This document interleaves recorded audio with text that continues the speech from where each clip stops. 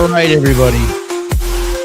Good evening. It is Wednesday, February 18th, 2026, and we are on the 18th day of the abduction and disappearance of Nancy Guthrie. And I got to be honest with you all.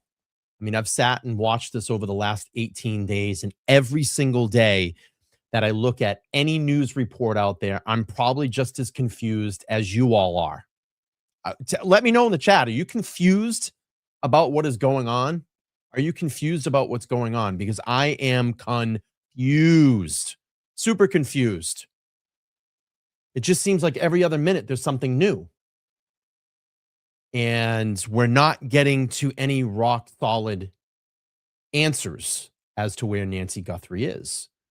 We hear DNA matches, then we hear it doesn't match. We have potential suspects or persons of interest that are being detained, and then they're not detained. We have Pima County Sheriff Nanos saying that he's cooperating with the FBI. And then there's reports that he's not cooperating with the FBI. And then he comes out and says, I'm cooperating with the FBI. We now hear today that the FBI has contacted the Mexican government and have a heightened alert. Do we think that Nancy Guthrie has been taken over the border? Is she in Mexico? Let me know your thoughts in the chat as we roll along here and ease in to this conversation. I can't get the answers. You can't get the answers. I mull over all of the information as it comes out, minute by minute. And I said, where is this investigation? It's been probably one of the most public investigations that I've seen in a long time. But there's no answers. There's absolutely no answers. And I'm confused. And now you start thinking, is there someone on the inside involved in this?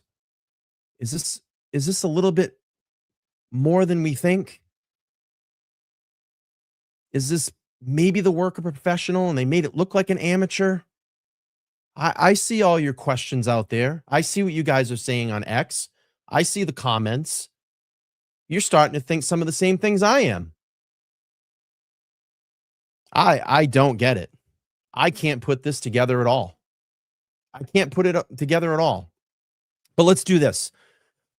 Let's get up into the chat here. We'll see who's here, and then we'll get into some summary. I'm watching real live updates, real-time updates as we go.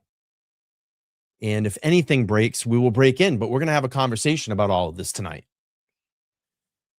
Heather says, I'll be back, just like the Terminator. Just like the Terminator. And Heather's become a new member. Thank you, Heather, for joining and being a member.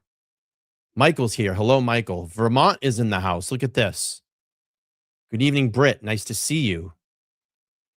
Patricia says she's confused. I am the hello.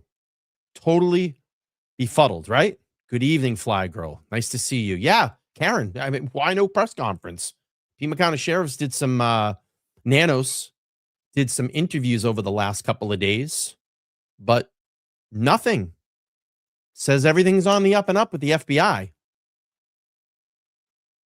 Granny's in here. Good evening. How are you? Mimi in here. Good evening, all. Yes, happy hump day. Yes, this is crazy. No leads. Is there justice, says. Michael says, confused. No lack of communication means that they know nothing. And it seems that it's heading in that direction.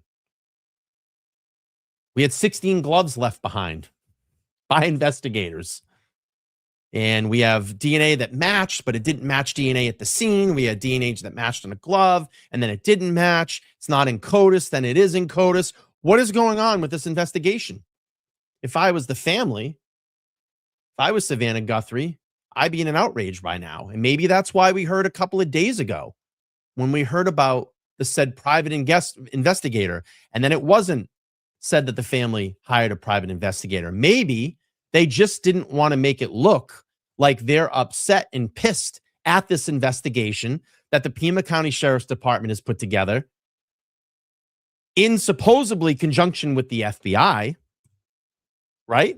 Said everything's on the up and up. Nano said, hey, everything's working fine. We're working together. I love the FBI. But I don't get it. Led Zepp says very confused. Yeah, we need a press conference. We need an update. We need a statement, something. Britt saying, I'm thinking that she's been abducted by aliens at this point. Not saying that to be insensitive, but this is just wild. No, I get it. And I think a lot of people are just kind of at this point in their mind. What in the flippin' fuck is going on? What is going on? Mine says it has a lot to do with Nanos. I think it has a lot to do with Nanos in the sense of how this was all handled in the first place. Big, bad, ego sheriff, not going to let the government FBI come in here and run this investigation. How dare they? How dare they come back and investigate me in 2016 about some supposed misappropriated funds, right? And that's been the theme here that we've heard over this last week. Everything is on the up and up. Nanos keeps saying everything is on the up and up. And then he said today in a report that he never felt the level of accountability. He never felt the level of accountability that he's had with this case. Oh my God.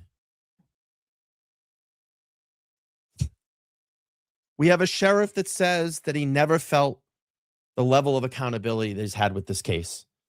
Novelty says the FBI was at the border within hours and have watched videotapes for up to 4 or 5 days. So if she's been taken across the border, it was after 4 or 5 days. This was confirmed today. Really, I have not seen that report, but maybe we can find something. Let's see. Maybe we can find something to confirm that. Heather's back. She says she's here. Hello, Heather. How are you? Thank you for being a member and a moderator. Mindy says, my question is this: why is Harvey Levin involved? It makes no sense. Well, because the initial letters that came into TMZ, and that was about this said ransom demand. So it's been, all along the way, Harvey Levin and TMZ has been connected to this case. But then, we hear Harvey obviously has to call this stuff out, call it out to the FBI. Said something, I think yesterday, he's like, hey, listen, we're not going to read any of the ransom letters anymore. And I think he's back out there today reading the ransom letter. So I don't know if that is direction, most likely under the guidance of the FBI. I would assume at this part, and everything that comes in, they're going to have to report it. But it is I know people are getting annoyed by it. I know they are. Let's see. Checking in from Colorado. Nice to see you. Let's see. James says, I think she's in Mexico. Christine says, no Mexican involvement, and they notified them. They did notify, the FBI did speak with the Mexican government today. Too long for definitive answers to anything. That's what Granny's saying at this point. Michael said, on a positive note, all the trash in the desert areas is being picked up. Should be cleaned by the end of the month. That is very true. Well, no, I mean, look, we left gloves behind. Investigators left 16 gloves behind after going out and searching and taking evidence. I talked about these things the other day. I mean, these were some of the major things that I had wrong right here. I had written down no crime scene tape. We had pizza deliveries that were going through secured areas and scenes, perimeter control problems, unrestricted foot traffic, no immediate public response for the rig camera and camera footage. It took days to get that. Allegations of blocked or delayed evidence. We had the questions about forensic processing timeline. And look at this. DNA now is finally getting back almost 3 weeks after we discovered this. The scene now has potentially been contaminated. We have no arrests. We have no name suspects. We have the wrong persons of interest being identified. The pool guy gets to go in and do maintenance on the pool. Highly publicized SWAT raids with no charges. Multiple locations searched and no outcome. Persons of interest quietly dropped. You have the jurisdiction tensions between Pima County and the FBI. Conflicting messaging to the public. Slow information releases. Media access is limited. No press conferences after major activity. Shifting spokesperson. I mean, my list goes on and on and on. And here we are, day 18. No solid answers. Kristen, thank you for becoming a new member. I appreciate that. Robin says this case will go cold quickly. Really? You believe that? Is the FBI and the Pima County Sheriff close to finding someone? Are they close to getting someone? What is your thought? Let me know in the chat. Led Zepp says Nanos is a joke. I'm going to tend to agree. We can have that agreement.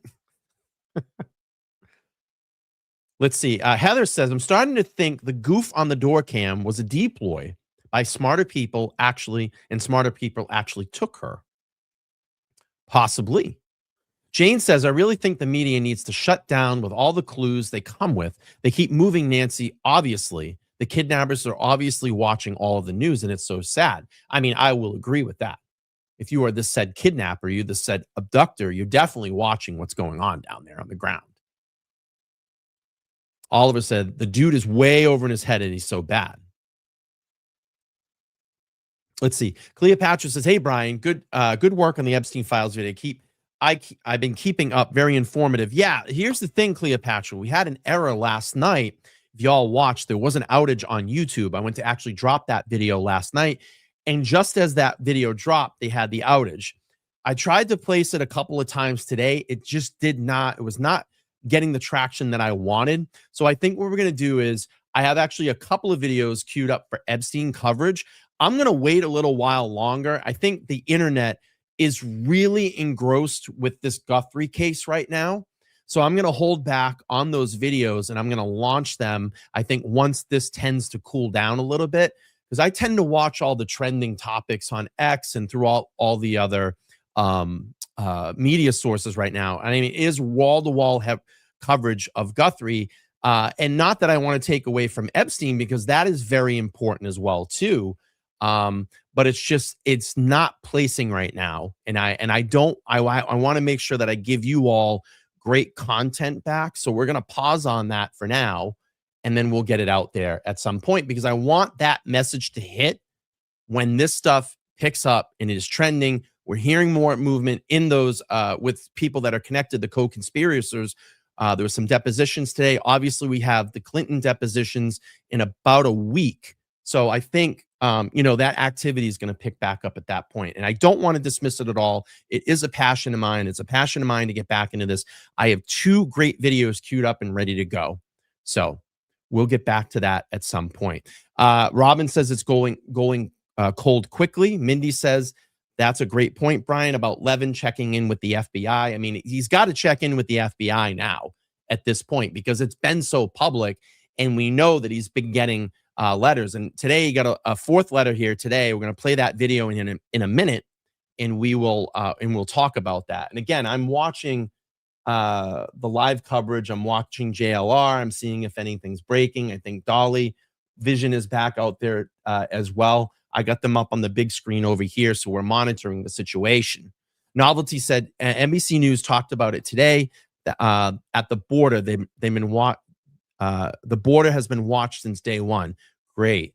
Teresa, hello, LTL. Hello, Teresa. Good to see you. Let's see if we can get down here in the chat a little bit. Heather's saying, hey, listen, I'm starting to really doubt that she's alive. Let's pray that she is. Let's pray that she is. Let's pray that she is. Freeze Frame says, this investigation is beyond odd. I agree. I really do agree. I get the no press conference with the death threats. Why, you heard death threats? I haven't heard that. I haven't heard that. I haven't heard that at all. Yes, there was a huge, massive error in YouTube last night. So, yeah, no, not even any search teams launched. Yeah, it's bizarre. I actually tweeted at a private investigator his name is Steve Fisher. He's been on the channel quite a few times. I got to get him back on here and have him talk about this case. But I actually tweeted at him today, and I know he's been super busy, but I asked him, I said, Steve, because Steve has done a lot of drone mapping before. I said, should they be out there drone mapping the area in and around Nancy's house just to get, the lay of the land and some topography of what's going on out there? Because, when you get this up, and I've shown this on my show before, when a drone goes out and does this grid searching and mapping, you can pull that into a program and actually zoom in to almost see the date on a penny. It's so good. And maybe there's something that they're missing out there, because as you see the landscape out there, I think a lot of people think, it's just sand. No, there's a lot more going out there in that landscape. You have cacti plants. You have trees and branches that have fell into like what they call a wash. When they get rainwater, their rainwater doesn't soak, it goes right through the local area and can cause some flooding. So in a lot of rocks, it's got this kind of Mars or moonscape, moon type of soil out there. So it is very, you can definitely walk somewhere, trip and break an ankle. That's how the ground is out there. So I was tweeting at Steve today, and I'm hoping he gets back to me at some point. He said, "Hey, that might be a good idea. Why haven't we seen anything like that? I think we've seen, commercial drones go up, by citizens, but I haven't seen any police drones or anything like that. And again, maybe they were deployed on day one. We heard about the K9 team out there on the first couple of days, but why not now? I still would be out there trying to search for some kind of scent or smell, and trying to get some type of lead here, so they can start getting answers. So let's see, Led Zepp, and I know a lot of this stuff is starting to come up too. And I even asked this today. I said, when I tweeted out today, I talked about, and I want to read the tweet to you guys. Hang on, let me just pull this up. Let's make sure I quote this correctly. I said, let me just pause here for a second and welcome in everybody. Smash that like button, subscribe if you haven't done that yet. I would appreciate it. And if you're new here, say hi in the chat. I said, is this starting to feel like a bigger operation than we think? And then I had to throw the question out there. Could this be connected to Savannah's mention in the Epstein files? Well, Savannah Guthrie interviewed Virginia Giuffre. And just after that interview is when Virginia was in that horrible bus accident and then ultimately ended up taking her life. And I know that question has been thrown out there as well. Is this any connection to the Epstein files? Now, I'm not going to go there yet, okay? And I don't know if the FBI is looking at this type of involvement. I've heard also, just hearing Savannah's videos, that people have said, maybe she's fleeing to someone. Have she had a stalker? And there was some reports today about some searches. And we've also heard another angle about a kidnapping angle in her book a few years ago that she spoke about. So there's so many theories out there. There's so many theories at this point. It's like, what do you believe? What do you run with? What do you look into? What do you investigate? We don't know. I think I'm just as baffled as everybody else. But let's do this. Let's hear from Harvey Levin today. So he got another fourth letter. I'm curious to see what he had to say about that. He dropped this video earlier today, and let's take a listen and look at this. Guthrie has gone international. We have learned the FBI has told federal Mexican law enforcement to tell various police agencies to be on the lookout for Nancy and her kidnapper.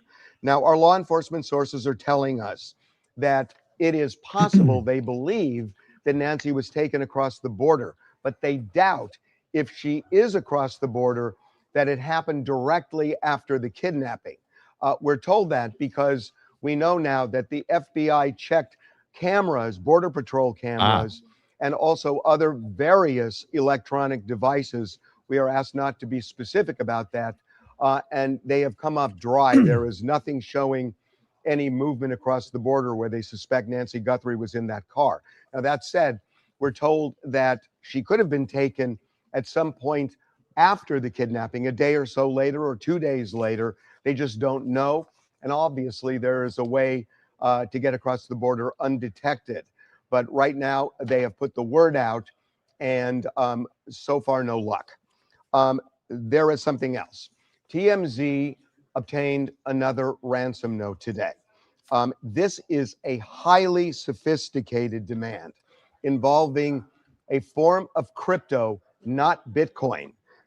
Now, it is demanding roughly the same amount as the demand letter we received, shortly after the kidnapping, the $6 million demand. It's not exactly that, but it's close to that. The demand graphically describes the consequences if the So someone just asked. Someone just asked in the chat. Mindy says, Brian, you would know this. Is Levin's name in the Epstein files? Well, let's take a look. And he is in the Epstein files. And he is in some of the data sets. And here it is right here. Harvey Levin, who runs TMZ, is a good friend. And we hear it a couple of times in the Epstein files. Interesting. Interesting. And I'm going to open the PDF file while we listen to the rest of this video, and we'll investigate that. We'll look at that. Hang on one second. Let me just pull this back up. Here we go. We'll go back to this. I'm going to look into that for you. Let's take a look. Met. It also involves the media, saying that the media essentially becomes a go-between, a trigger, if you will, for getting this ransom money. We have been asked not to be specific about any of that beyond what we've just said. We have forwarded this on to the FBI, and they are looking into it. The email that we received today it does not have the same crypto account as the crypto account in that first ransom letter that we received. A couple of other things. We told you yesterday that the FBI went around to various gun stores in the Tucson area with a list of names, trying to see if anybody on that list bought a gun at any of these shops. We were told, and we told you this yesterday, that the list was created by the people who had purchased a holster similar to the one that the kidnapper was wearing. The FBI had gone to Walmart and other retailers, created this list. We are told that this did not bear fruit, that so far it turned up nothing, that there was no match here of somebody buying a gun and buying that holster, at least from that list. Couple of other things. The FBI team, there is a team that is working on just finding people who have bought items similar to the ones the kidnapper is wearing. They actually have a team contacting Walmart and other retailers, and their focus is finding matches, people who have bought more than one of these items, a backpack, a jacket, a holster, or anything else. Again, we are told that so far they do not have any real leads on that. So the bottom line, and this is a quote from a law enforcement source, we are shaking the trees looking for clues. So they are doing everything they can. There's one other thing that I was asked to mention, and that is something I know to be true. The FBI is really serious that anybody who is trying to get money from the Guthrie family with a phony demand letter is going to spend, as it was put. Well, I'm sure they are. I am sure they are, because this is a hoax. That's a major issue. I'm sure they are very, very serious about it. To me, a long, long time in federal prison. The FBI does not mess around with things like that, and they are laser focused to find both the kidnapper and people who are exploiting the Guthrie family. Okay, so that is from Harvey Levin. So you all asked me, is Harvey Levin in the Epstein files? And guess what? He is. And let me just pull this up on the screen, and we'll investigate. We will look at this. So from Mike, I think it's Sitrick, to Jeffrey Epstein, and we're going to get into some really heavy language here at the end of this email. Let's get into it. March 9th, 2011. Tried to call you. Harvey Levin, who runs TMZ, is a good friend. They haven't reported on this at all, but I might be able to get him to do something on the Duchess and her backpedaling. Hang on one second here. I'm just watching something live here.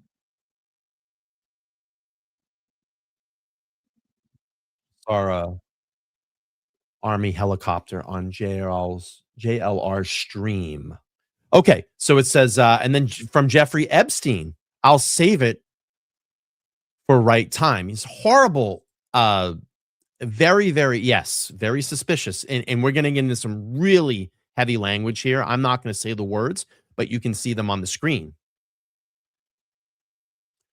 Okay with leaking to the British press, but I think we need to get a statement out. And that was from Mike Sitrick. Now we get some really heavy language here. I'm not going to say it, but you all can see it. And it says Zuckerman, and I'm suggested shorter and punchier, no attack on press, plead guilty to solicitation, no tabloid. Hang on one second here. I'm just watching live JLR. There's some action going on. Of blank, pedo, paid price, no allegations of minors since 05, meaning him, suggests leaking to London press. The absurdity of statements. There's no law enforcement people in my office when I was on work release that let her in. So he is mentioned. Harvey Levin is mentioned. And that's just basically his mention in the Epstein files. Okay, it's the bizarre, weird twists and turns of this case. Can you imagine if this is all connected? Can you imagine if this is all connected? Mimi says, I feel like it's been cold and we're getting half of the info that we want to hear, that we need to hear.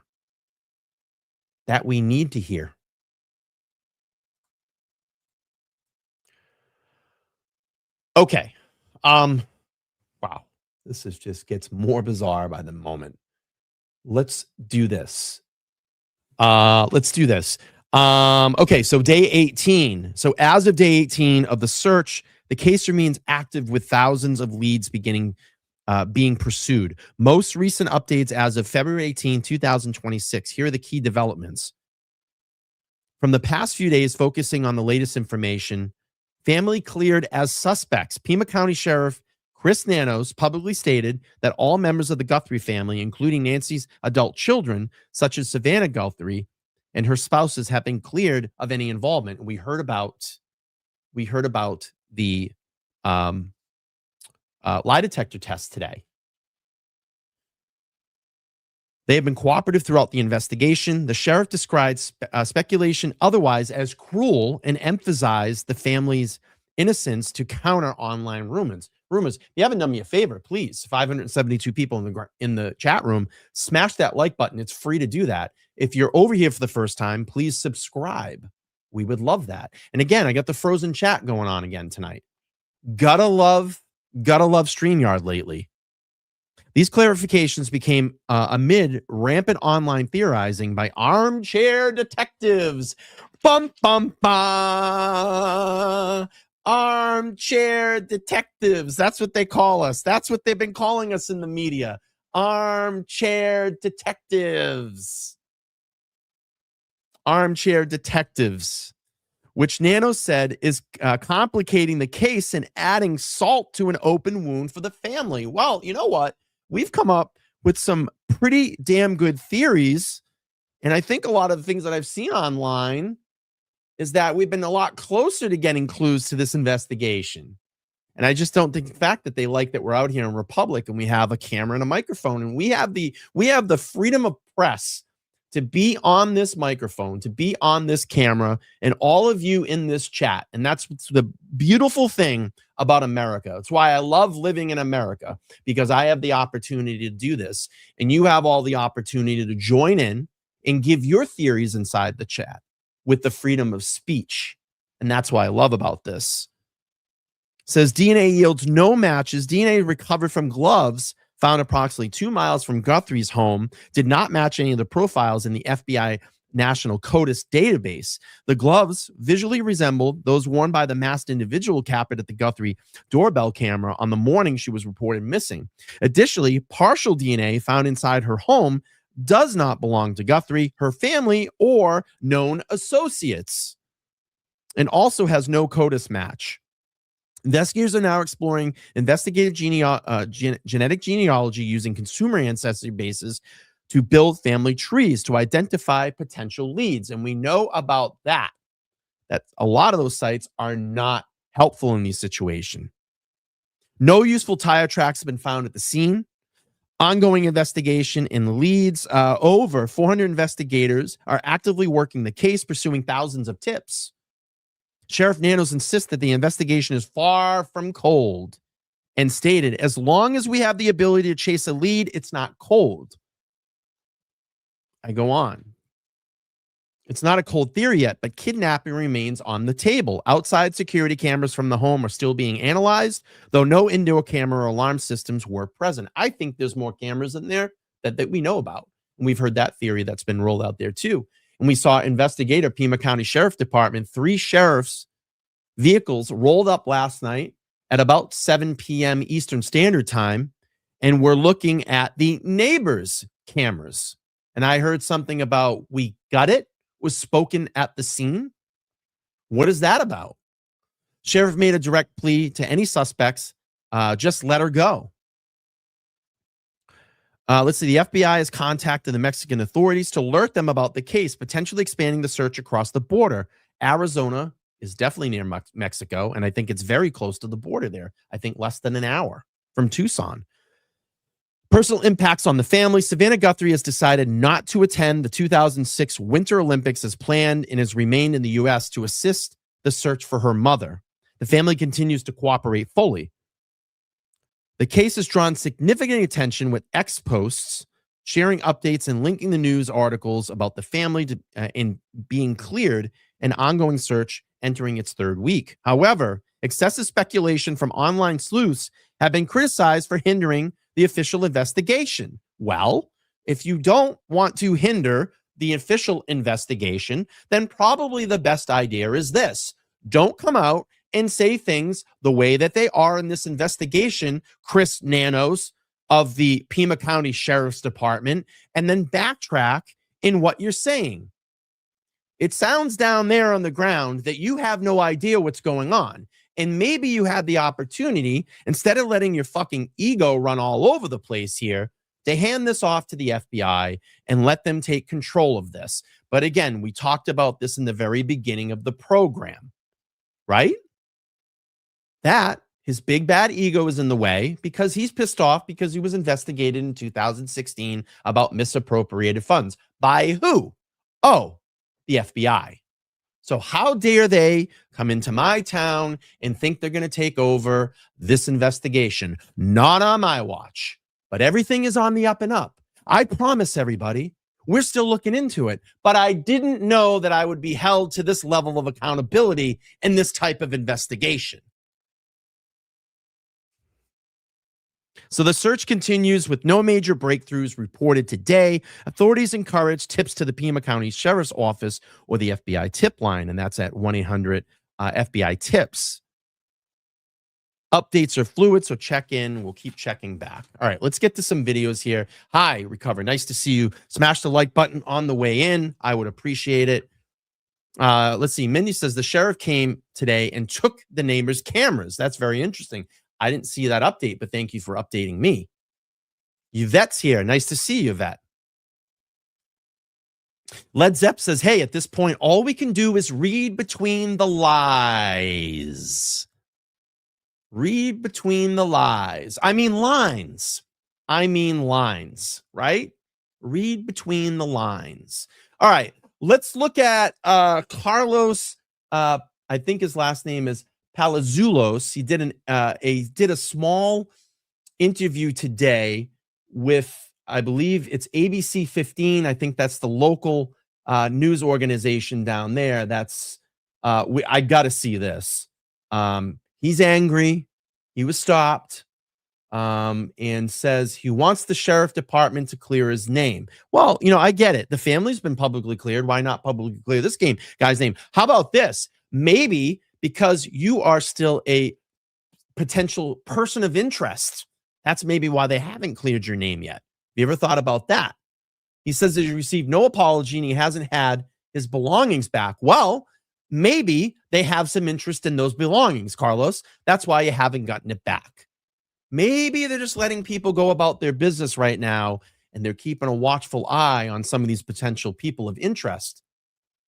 And I've seen that online. He says he wants the department to do everything they can to find Nancy Guthrie, but they're not going around detaining innocent people. Okay, let's hear from Mr. Carlos. I'm going to play this interview. I am monitoring the situation live down on the ground. So if anything breaks, we'll go to breaking news. All right, here's Mr. Carlos. We spoke, I guess it was late last Tuesday night or early Wednesday morning. It's been almost a week now. What's the last week been like for you? It's been hectic. Like, I can't even go out. I can't dash for my wife because people taking pictures of us or following us. Like yesterday, we went out dashing, we got home, and there was this red truck following us. This morning was there too. So it's been kind of scary for me and for my wife, my kids, and everybody.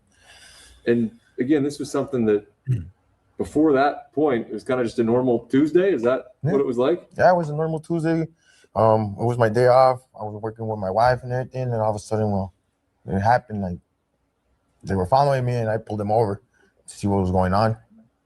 And after that, it's been crazy, like nonstop. We're all scared. I can't stop thinking like what's gonna happen to me, what's gonna happen. Like my brother-in-law, we didn't even have nothing to do with it, and they still arrested him and everything. They put him into SWAT car. I didn't know that. They put him into SWAT car. They even detained my wife and my kids. It was scary. When did you realize? Obviously, they released you late at night. We talked to you very briefly, and you got to go home and see it's kind of a circus out there, it looked like. Yeah. What's going through your head when you pulled up back home? Like, what are they doing at the house? Like, they already searched it. I know they had to go find evidence supposedly against me, but I don't know. It was crazy. It was still a lot of police there, a lot of activity. They didn't even let us go into the house 20 minutes later. Once they released me, they still had the street blocked off. They didn't even get off the car or nothing. Jesse, what comes next year? Well, I think, from our perspective, the first thing that really needs to happen is that the Pima County Sheriff's Office and Sheriff Nanos need to clear Carlos's name. They need to make this right. How about this, Mr. Lawyer? And listen, I'm going to be a little bit critical here, and I just talked about this. Maybe, just maybe, your client is still someone that the FBI and the Pima County Sheriff is watching. That can happen. This is still an open and fluid investigation, right? It's still a fluid and open investigation. Maybe that's why they haven't cleared him yet. Maybe there's something on their tip sheet that they're looking into a little bit more. Maybe there's something that is in his activity over the last 30 days that have kind of kept their antennas up with Carlos. It's just possible, right? I mean, am I crazy, chat? Is this how you're thinking? Let me know. They've falsely arrested an innocent man. They've subjected his family to misery, humiliation, handcuffs, and there's no evidence. I know. This was a wrongful arrest. It was a false arrest. They've cast this shadow of suspicion Wasn't on arrested. Carlos and his family. Detained. And now they're living day to day. They're living in fear. And so the first thing that I'd like to see is Sheriff Nanos and the Pima County Sheriff's Office come forward and say, this was a mistake. Carlos is not a person of interest. He is not an investigative lead. We messed up. We need to see some accountability.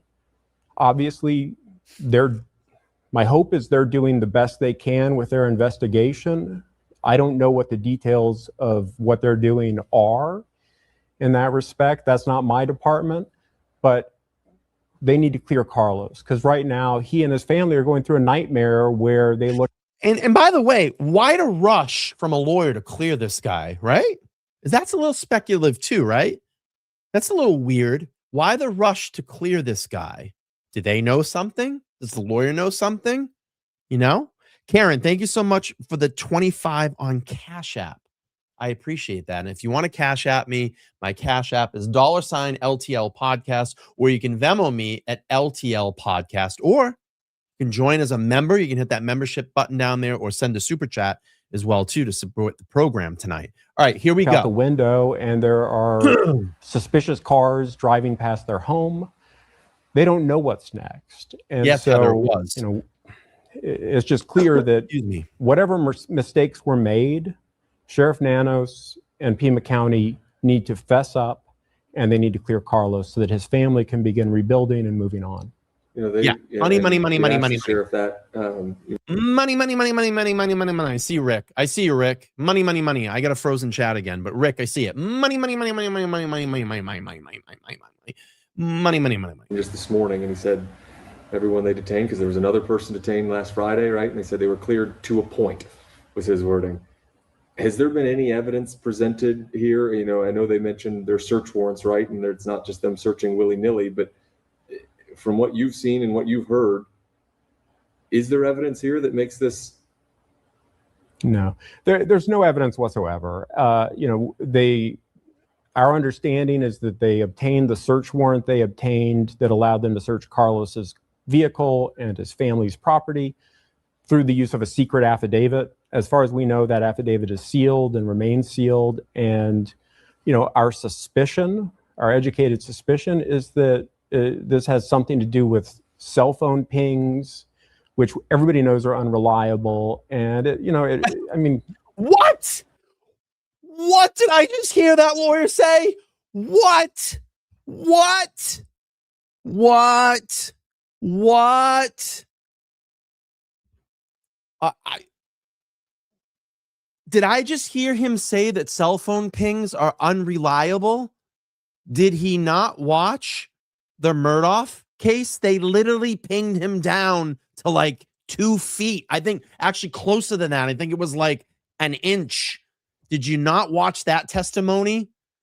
Did you not watch that testimony in the Murdoch case when the FBI agent got up there and talked about cell phone pings and how they nailed down Murdoch? I think it was inches that they nailed him down to. This guy's saying that cell phone pings. Something's up here, guys. Something's up. They want to clear this guy. Yeah, I want a public apology. I want to get this cleared right away. Okay. 1/10. 1 in 1/10. Look at that. 1/10. That's how close they got Murdoch to the scene. It's their job to come forward What? and say what evidence they have is. I mean, the fact that they went after Carlos so hard and then let him go, and it's obvious that they had the wrong guy. And this is the same lawyer that would, and the Koberger case too. I see that. And this is the same lawyer that would say, oh, listen, here's the evidence. My client wasn't even near the scene. We have the cell phone pings, right? My cell phone pings won't even put my client in the area. That's the same thing that he would use and turn around in this. My client wasn't even near the area. We have his cell phone pings. But they're unreliable in this case. It's obvious that they messed up. And they need to actually say the obvious, though. They need to repair the damage they've caused. Carlos, when did you realize that your name had your family's name, it spread over the internet really quickly, didn't it? Yeah, that same night, I noticed, like, as soon as I did the interview, I went inside. My wife was on the phone, and on TikTok, the news everywhere. It was like that, like less than an hour, everybody knew what was going on. We were, my mom, my dad, my dad's backstory wasn't, they were trying to, how do you say that was my dad that did it when it was like I was detained, and they brought his life back, and like it's, I don't know. And it's not just, it's bad enough if you're accused of something you didn't do and it's a minor crime, a burglary or something like that. They pretty much accused you Kidnapping. of at that point, and still probably maybe the most famous crime going on the planet right now. Yeah. And I want to know why. Yeah. When you mentioned that night that, you weren't necessarily mad at the deputies, that they're doing their job. They were, you want them to find whoever did this, but obviously they had the wrong guy here, right? Does that still how you feel? Yeah, I'm frustrated that they didn't do a good job at it. They just went with supposedly a tip they had, but they could have done things differently. Yeah, I mean, that's what you do in investigations. This is what you do in investigations, people. You get a tip.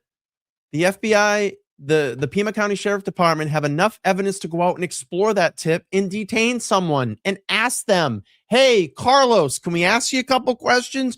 You might have been in and around this area at this specific time, right? Can we check out some of your devices? We might want to check out your car. We have probable cause here to check that out. We're going to detain you for a little bit and ask you some questions. Right? That's how these things work. That's how investigations work, bud. And it's a real inconvenience that you were part of this. I get it. But you know what? If it's anything that's getting closer to getting answers and finding answers to find Nancy, I'm all for it. I wouldn't be resistant like this. Sure, if I have nothing to do with it, here's my phone. Check my car. I'm glad to help you out. Do you need me to go out and help find her as well? But that's what happens in investigations. All right, let's keep playing here. Were you there? Were you? But they didn't. They did force. They used force, and I felt like I was being kidnapped. Oh. And again, I mean, we talked that's about lawyer that talk. I mean, get it on the record. This case has gotten a lot of attention, and that's why it went so kind of famous on the internet. But up to that point, you hadn't heard anything about this case? Nah. Didn't know who Nancy Guthrie was? Nah. All I do is work and be with my kids and my wife. I don't follow the news. It's something for me that I don't like. It's never something you wanted to be thrown in the middle of here. No. And I'm here. What's it been like? I mean, I know you've had conversations with your kids and your wife and the rest of your family just in the last week. What have you guys talked about? Well, they're mostly worried about me, like what's gonna happen to me, because like my lawyer said, they haven't apologized publicly, or they haven't said I'm not a person of interest or anything. They just left it like that. So and that's usually what happens. They might just come out and say, hey, we're sorry. They're not going to make a fucking presser, and they're not going to get out there on a podium. They're not going to stand on the highest mountain in Tucson and say, hey, Carlos, we're sorry. Usually at the scene, when they let you go, hey, we're sorry about this. We appreciate your cooperation. But they're not going to come out and go, today we've officially cleared. It just doesn't happen. Most of the time, it doesn't happen. Do you know how many people in investigations get interviewed and detained all the time, and there's no public apologies? It happens all the time in investigations. That's the way that you get to the root of finding who the suspect is, that you will interview multiple people. I mean, pull files of investigations. Sometimes there's hundreds of people that they talk to, and there might be a few people in that certain, group of people that they detain, and they want to talk to a little bit more and gather more information so they can clear their name. That's what happens. That's called investigating. Right, let's play this. My in-laws are still worried too, like what's gonna happen. Why do you keep looking down? My brother-in-law too. Like I said, my oldest son doesn't even want to go to school. But we're still trying That's to get through this. It's gonna be tough too for your kids. I mean, just going to school. I mean, it's up into their life too. It's not just yours. Yeah. Has there been any conversation and I don't know if it's for you, Jesse, or not, but has the sheriff's department reached out at all privately? I mean, we haven't heard really much publicly, but has there been any contact since then? No. So we've notified the Pima County Sheriff's Office and the Pima County Attorney that we represent Carlos, but they've taken no steps to contact us to clear the air.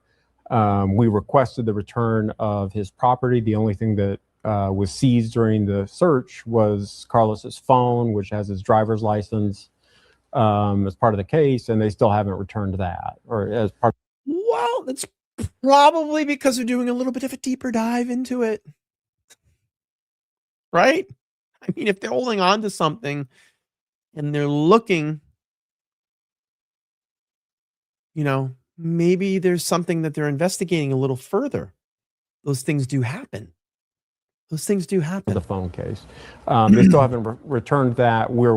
We think we're in the process of making arrangements to have that returned as of Friday, but it's very hard. When we've reached out to them, it seems like it's very disorganized. It's very hard to figure out who's in charge over there. And my number one concern right now is that in all of this rush to judgment that's happened, that they just don't want to take accountability and admit that they did wrong.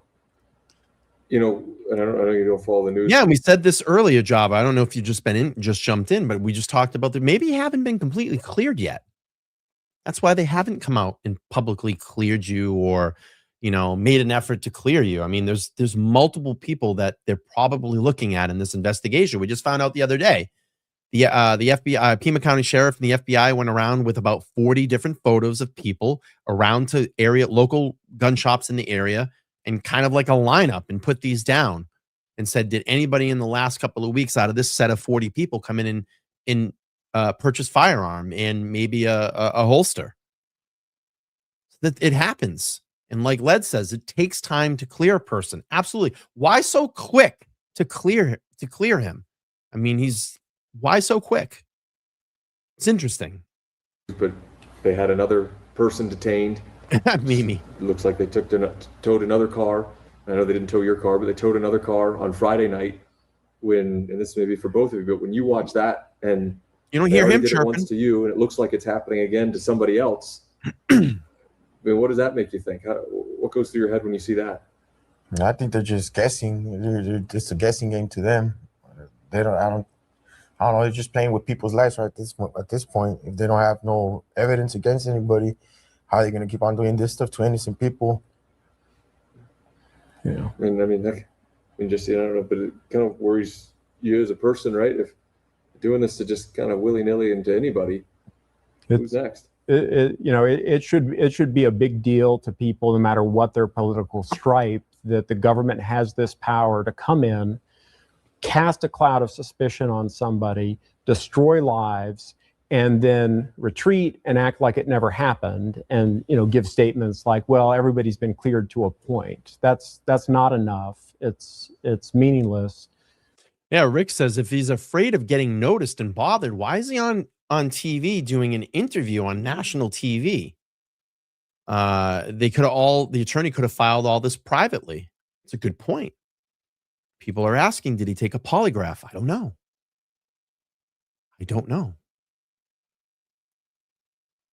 It's called We Got a Tip.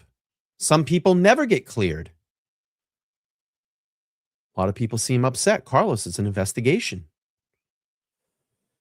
Let's see. Half and Fun says exactly. He wants notice so he wouldn't be in front of all these cameras. I wouldn't know who he was if he didn't go out in front of the camera the next day or 2 days after he was detained. Makes a good point. Half says exactly, and now we'll move and he'll sue for that too, saying that he had to move. See, here's the thing, Patricia. I know you're very upset at me about this. I know you've been very upset in the chat, but this is the reality of investigations. I'm just speaking here from truth, that there are many people, investigations, that get detained or become a person of interest for a specific reason. And maybe, and let's just think about it, they still have his phone. So they might be diving deeper into his phone activity because they might be finding that there's a certain part of it that they can't get into. I'm not saying Carlos did this, but there is a reason that they're looking a little closer at him and they haven't publicly cleared him or cleared him at all. And we don't hear public clearings in most investigations. They just go back and say, here is your property. Thank you for cooperating. Here is our information. We may be in contact with you again. It happens. It does happen in investigations. There are many people that are spoken to, that are interviewed, that are just a person of interest because they might be in the area. He might have delivered down in that area. And he said the biggest thing were cell phone pings. So they're probably investigating a little bit more into those cell phone pings. And I'm just going to say, we were just talking about it, and I don't know where you got into the chat, but look at the Alec Murdaugh case. Cell phone pings nailed that guy down within 1/10 of an inch of the crime scene. That's it. I mean, I hate to speak the truth here, but that's just the way it is. People get detained, they get questioned, and that's how it goes. You've got to find out and rule out everybody around and that has been connected. You go off a tip, and maybe that tip was obviously strong. So let's go look at this guy. There's a specific reason why they came to him. But anyway, we'll play this here. They don't have evidence. They made a mistake, and they need to come forward and admit it. Will your life ever be the same? I don't know. At this point, to be honest, I don't know. I don't know if it'll be the same. Like he said, they cast a cloud on me, like big time news and everything. I don't know if it's going to be the same. But again, I think the chat makes a good point here. Like, hey, if you don't want this to be all public and you don't want all the heat on your family, like you've been saying, and that sucks. I wouldn't want my family being harassed either. I wouldn't want people following me around. You know, this is a very sensitive subject in that area right now. But again, do you think getting on national TV with one of the highest and biggest local stations in that area is going to do you any better? You know, so let's just put this together. You know, let's look at all this. All right, Alfonso, anything on your mind? Anything else I should have asked you, or anything else you want to make sure we hit on before? I always hate making you drive all this way, and then we talk for 10 minutes, and I send you on your way. But I think that was perfect, and you said it very well. So yeah, I'm good as long as. I think Carlos just wants to be done with this. I can imagine. I didn't realize too that they still haven't gotten the phone back. No. Yeah. No word from the police. No, nothing. They, like you said, they haven't reached out to me or to him to apologize. Nothing. Well, I'm sorry you guys are all having to go through this, and I hope it all calms down soon here. I just hope they get the person and be done. Right now, and I'm everywhere right now. Like, I don't know what to do. I can't hide. Yeah. What they did after they did what they did to me, I don't plan on staying quiet. It's not right. You don't want to be harassed. You don't want your family followed, but I can't stay quiet. It just isn't right. I don't know. I'm not getting it here. I don't find the connection. I just don't find the connection. You say that you don't want to be bothered. You say you don't want to be harassed. You say that people are harassing you. Then why are you doing a very public interview? And now you're saying, I can't hide. Okay. All right, bro. Like, I don't know. Maybe his lawyer could advise him and say, hey, probably the best thing to do. Let's not get on TV. Let's just go on with our lives. If there's anybody that harasses you, we'll report it to the police. We'll make a police report, and then the police can follow up with that person. Right? Only fair. Like he said, it's the federal, the FBI. How could they be so inaccurate with their evidence and all that? Like, I don't know. It was wrong the way they acted. Wow. It's hard to believe they kept you there all that time. Well, they had me in the Miranda car first. Yeah, okay. That was like until 4, 5, 6, until like 8 at night. That's when the Pima County Sheriff replaced the Miranda. So they stopped you at what, 4 o'clock? Yeah. And then it was 12:30 or 12 that we almost 1 in the morning. Almost 1 in the morning. Yeah. Did it feel like that long when you're sitting there? That felt longer. Yeah, and then being handcuffed with your hands behind your back when supposedly you're just detained. My shoulders were hurting, and I don't know. It was a bad experience. I'm glad it ended. All right, that's it. That is it. All right, let's go up. I saw something about today. I just want to go see if there's any live coverage right now. Give me 2 seconds. Let me check in with News Nation. Let's check in with News Nation. And I appreciate everybody being here. Again, smash that like button if you haven't done that. It's free to do that. If you haven't subscribed, please make sure to subscribe. It's free to do that as well, too. It's free to do that. And look, we got some people that are splitting here. We got some people in here that don't agree with me, and that's fine. That's why we love this chat. We love to have these types of conversations so we can hear everybody's side. Let's see. What's going on? Is they off the air? Really? Hang on here. Can't be off the air. What do we got? Nothing that I want to watch on News Nation at the moment. All right. JLR on the ground. Nothing new from JLR. Just camped out in front of Nancy Guthrie's home. Let's take a quick look at JLR really quick. We'll see what he's up to. All right. He's got something here he's showing. Let's see. Family member, friend, co-worker. Somebody recognizes this fool. Okay. Shanta, $10 says, why would he get a lawyer and go in front of a camera if he knows he could be linked? Doesn't have phone back. Yeah, no phone yet. Probably doing a little bit of a deeper dive into it. Here is lip. Somebody knows who this fool is. He keeps calling me Seth Rogen. Everybody keeps calling me Seth knows Rogen. him. It's hilarious. We all must keep hope. Misty Haynes says 8885.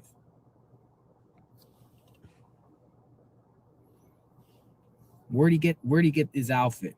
Who is he? Why has he got a flashlight in his mouth? Who puts flashlights in their mouth like that? That must be habit. Do you do that for the first time? Walking around with a flashlight in your mouth? All right, let's pop out of this. I want to go to some other stories here and other videos. All right, hang on one second here. Let's see. Let's go to, I want to talk about this. This came up today on Megan Kelly's channel, and they talked about some strange Google searches for Nancy Guthrie's home and Savannah's salary just weeks before all of this happened. Let's listen to this here. Megan Kelly. Guys, listen to this. As we're discussing the possibility, the sheriff's statement of targeted kidnapping and the possibility that somebody understanding Grab some water. It could have just been about Nancy screen. Guthrie, but the odds are it had something to do with the rich daughter. I mean, I think that's probably the smarter bet. Fox News reporting. This is the headline. Internet user, they don't know who, searched for Nancy Guthrie's address and daughter's salary before Today host's mother vanished. This is literally breaking after the discussion we just had. It's crazy. I don't know how you can tell this. Fox News is citing Google Trends.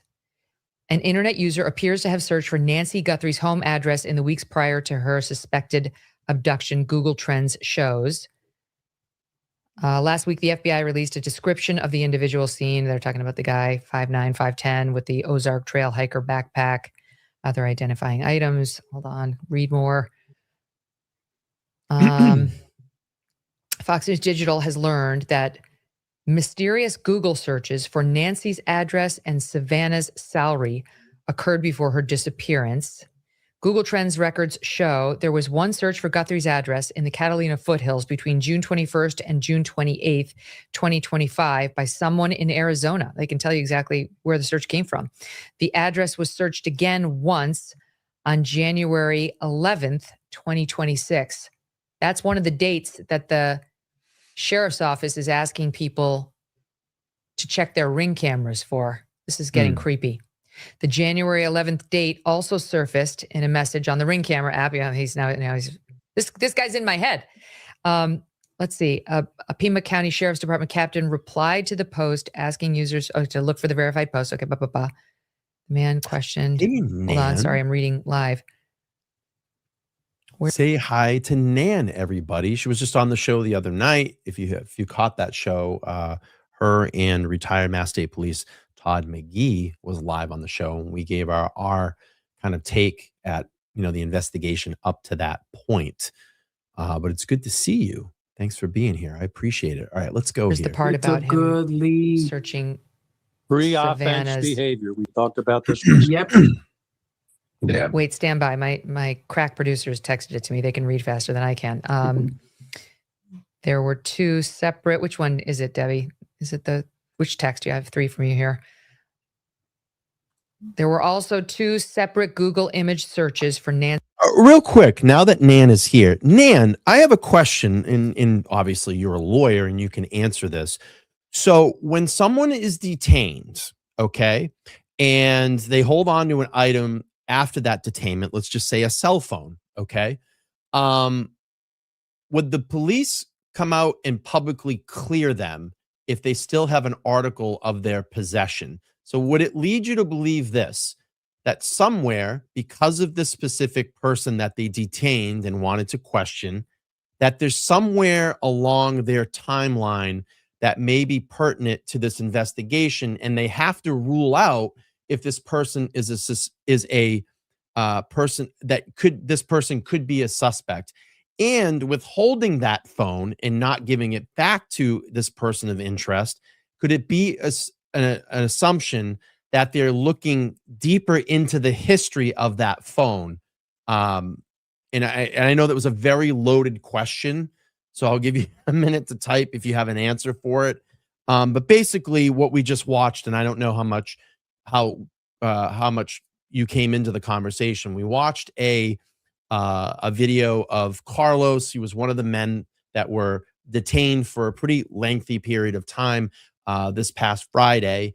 And, they took his phone and they said they wanted to investigate. After his detainment, they let him go. And, listen, he's been complaining that he has a lawyer now, that he hasn't been publicly cleared by the Pima County Sheriff's Department. And I'm just wondering if that is something that would happen, considering that they still have a cell phone in their possession of his. So I don't know if you can maybe answer that in the chat, and how that works. Let's see. Nancer says, and unfortunately, I got a stuck chat again. Said Nancer, after a person is detained, is released, but an article of property is kept by law enforcement, the person is not cleared. Thank you. Thank you. Thank you. Thank you. Appreciate that. Nancy's address in Arizona. One, again, sometime between March 1st and 8th, 2025. Oh, Google image searches, guys. Google image searches, in addition to like just typing in the Google search bar. Okay, also 2 separate Google image searches for Nancy's address in Arizona. One was sometime between March 1st and 8th, 2025. The other was between November 30th and December 1st, 2025, specifically looking for images or a map of the home.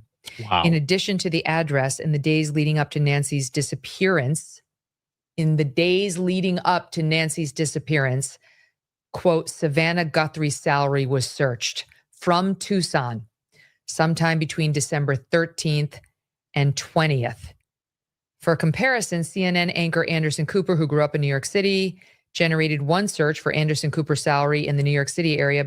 Hey, let's go live here. Hang on. Let's go live to News Nation. They're live right now. I want to hear what they're getting the closest to this investigation. We got Harvey Levin on there with Cuomo. Let's hear let's see what's going on, what they're saying. We'll go back to that video in a moment. Sophisticated person here, and the person who wrote the initial ransom note, it wasn't as sophisticated, but it was well thought out. It was clearly written by a smart person. I just don't know.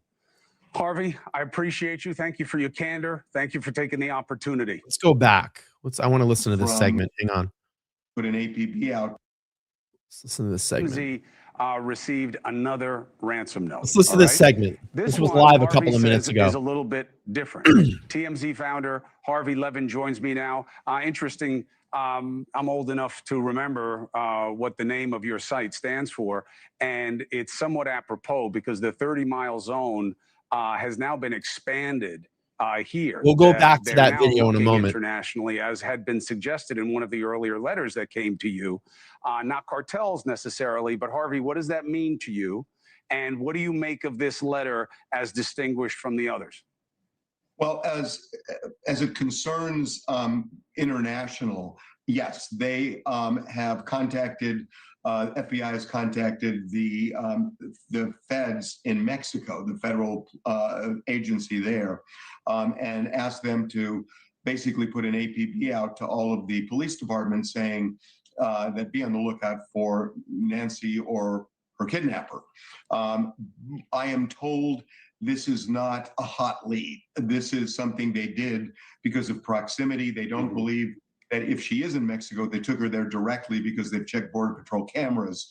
But it is a possibility, so they're looking at it. As for the ransom note that we got today, It is, Chris, it's really sophisticated. Wow. I had to get help from my IT team and others to even understand it. It is demanding crypto, but not Bitcoin, a different form.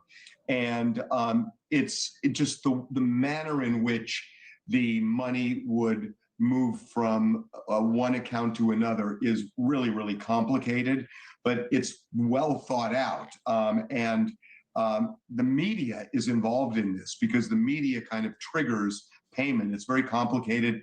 I've been asked not to get more detailed than that, but the FBI has it and they're looking at it. You think it's the same person? I don't know. I don't know. I don't have a gut on that either. It could be the address where you send the money is different, but that doesn't mean anything. It's a sophisticated person here, confusing. and the person who wrote the initial ransom note, it wasn't as sophisticated, but it was well thought out. It was clearly written by a smart person. I just don't know. Harvey, I appreciate you. Thank you for your candor. Thank you for taking the opportunity. Thanks, Chris. All right, bud. We also learned today that the FBI has finally reached out, as Harvey was saying, to Mexican law enforcement. Why did it take so long?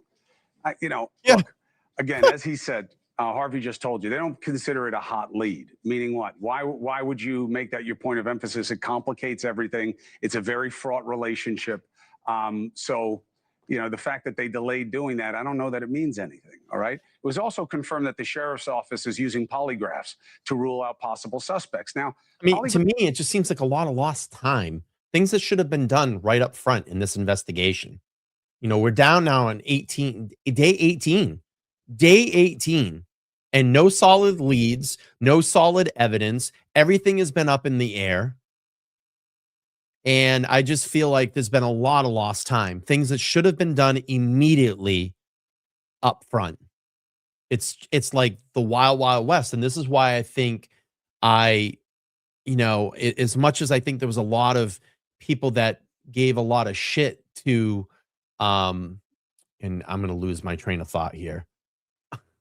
It'll come back to me. Polygraphs are really controversial, but they are absolutely an investigative tool, especially for the feds. Why? There's a lot of psychology behind it. They're almost never admissible in court, but a lot of people don't want to take them. All right, let me go back to my thought. And I think that's why everybody gave a lot of shit to the Moscow Police Department out in Idaho during the Koberger case. But at least they turned around and said, we made a call to the FBI. We wanted them here. And, what did we hear when this investigation started? That Pima County Sheriff wasn't working with the FBI. They didn't want them there. And there was a lot of mixed reports. And listen, reports don't just come up if there's not some type of story to it, or someone heard something, or there's something that has a little bit of teeth that's biting into it. Someone's not just going to pull that out of thin air and go, I just think that there's a lot of tension and things aren't working well here. There's got to be some kind of legs or some kind of teeth to it. So it's been very sloppy investigation. It's been all over the place. There haven't been any solid leads. I mean, we've heard from dozens of experts. I mean, on these panels, I've had experts up on my panels, and everybody's just scratching their heads at this point. And I wonder if even the FBI is in that position. I certainly probably think the Pima County Sheriff Department is, but I'm even wondering if the FBI is even feeling that at this point. So let's see. $2 here from I am says, I hope this means the FBI can take over now. I mean, what do we do? What do we do? And Bond is saying Tucson's like the wild, wild west. All right, let's go back here. That often can tell you as much as anybody who does sit and what answers come and what kind of biometric feedback you get back. I have taken several of them, and they can be manipulated. But it is true that they're using them, and it is true that they matter to them. All right, cyber analyst and CEO of the National Center for Open and Unsolved Cases is Morgan Wright. He joins us. And former Yuma Sector Border Patrol Chief I did Chris see that. Kling joins me as well. Chris, just to clean up what I was saying there, we shouldn't be scolding investigators for just now communicating with the Mexicans, should we? Scold, no. But if you told me that we'd be still talking about this with no results 18 days into this investigation, I would have lost that bet, especially after the camera footages. But I think that we're at a point where we cannot turn away any help or deny asking for assistance anywhere. And the fact that, Catalina Foothills, where Nancy's home is just over an hour from Mexico. We have FBI offices in Mexico City and 5 others around the country of Mexico. It makes sense. We have a huge law enforcement presence in the state of Arizona, state, local, and federal. Use every asset we have to bring resolution to this. Yeah. And kind of before your commercial break, I agree. I agree. This is one of the most complicated cases that will be studied and analyzed for every criminal justice class in college to every criminal investigator course. This is. I think you're going to hear the incredible screw ups and time lost in a lot of this. I mean, look at the DNA. We sent it to a Florida lab. We're going to do it that way. Why not just hand it over to the FBI? Well, it's got to go out to the Florida lab. Then it gets processed. Oh, then we find out. Guess what? It didn't have any hits there. Then it's going to come back to Arizona. It's all this lost time back and forth, back and forth, back and forth. It's been very collaborating, in my opinion, between Pima County and the FBI. All right, let's get back to this here. Unbelievable to me we're at this point. Yeah. Yeah. It is Don't weird, scold them for Morgan. just asking. It is weird. I mean, investigators follow protocols, processes, experiential suggestions. What do you do when you have never dealt with anything like this before? I mean, just the nature of the notes and the demands for cryptos. I mean, the answer is kind of in the question, and as much as no money has been transferred, as far as we know, even that I've never heard of before. So, Chris, anytime you come across a case that you've never encountered before, you just work what you know, right? So we need to decide. I just dropped a post on my Substack, Crime Reconstructed, and it actually talks about that. It says the most dangerous moment in an investigation is when we start to get comfortable, we get a narrative, right? So what we have to do is we have to walk this back. What we have to do is we have to say, what do we know? Investigate that, eliminate, put constraints on our case, eliminate the impossibilities. For example, you were talking about the polygraph. Valid investigative tool. I've used those a lot of times. I used to teach at the National Security Agency. I taught interview and interrogation to damage assessment agents who use polygraphs in national security investigation. Very good tool. To your point, you've got to scope it right. So the way a polygraph works is I ask you questions, I get those questions locked in, then I polygraph you on those same questions to see if you're going to be truthful or deceptive. So, but Chris, the bigger point is we got to start taking some of this stuff off the board. If the sheriff said he's cleared the family, I take him at his word. He's got high confidence that we can no longer look at that. We've got so much out there. We can't continue to put all of this into a pot and stir it up. We've got to start getting clarity on this case. But there's so many aspects to this. So to your point, when you work a case that you've never had before, you know what? You work what you know. You work the facts. You follow the facts. You develop leads. And right now it's about developing intelligence, developing informants, developing new sources of information. The border, they've got more than just there's license plate recognition. There's all sorts of things they can do to create intelligence, to create a big picture, and then you work in from that. Yeah, I got a kid who's at the crime school here, John Jay, said to me, do you think that they took Nancy Guthrie to give her back, or do you think they took her for her to never be given back? And that's a really good question, and I don't think we know the answer. But it reminded me of how lost we are in this. But hopefully it ends, and it ends soon. Chris, Morgan, thank you both very much. Remind me, Morgan, what's the name of the Substack? It's called crimereconstructed.substack.com. I've done a bunch of articles about the Nancy Guthrie case, but this one really talks about the most dangerous point in an investigation, and that's where we're at right now. Happy to push it. 4 minutes and 15 seconds. Up next, what do you think? What do you think about everything? And what do you think about what wasn't mentioned? What matters to you? Have your say. 844-968-7720. I've been playing this play for probably about... All right, let's go back to this video here about the searches. All right, here we go. Between March 29th and April 5th, Fox News' Sean Hannity also grew up in New York, and Sean Hannity's salary was searched once between May 3rd and 10th, 2025. Whoa. What do you make of this? Yeah, we've been talking about this since the beginning. Victimology, about our victim, all the family members, friends of family members, but then going to the offender himself. What were they doing in the weeks, if not months beforehand? One of them is obsessive, internet interest and usage, and who's looking up the parties here involved in this particular case.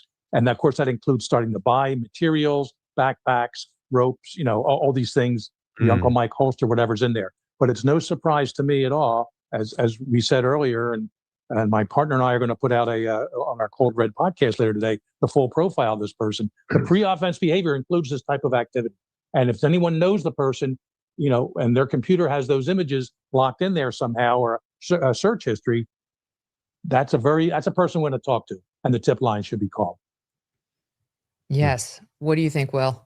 Well, I think this is an absolute treasure trove. I mean, as Fitz said, this is the advanced reconnaissance. This is the research that's done in advance on a potential prospect. So I think there's going to be some reverse engineering against the IP address, which Google no doubt will be able to attribute to those searches, to actually see any other history, any other IP-associated data searches that have been undertaken throughout this period from 2025 right up until, obviously, the date of the incident itself.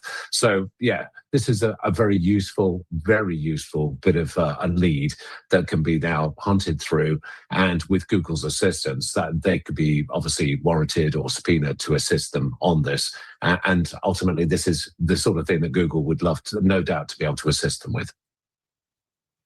I mean, so you've got, I'm just trying to go through the timeline here. So you've got November 30, between November 30th and December 1st, someone searched for an image of Nancy's home.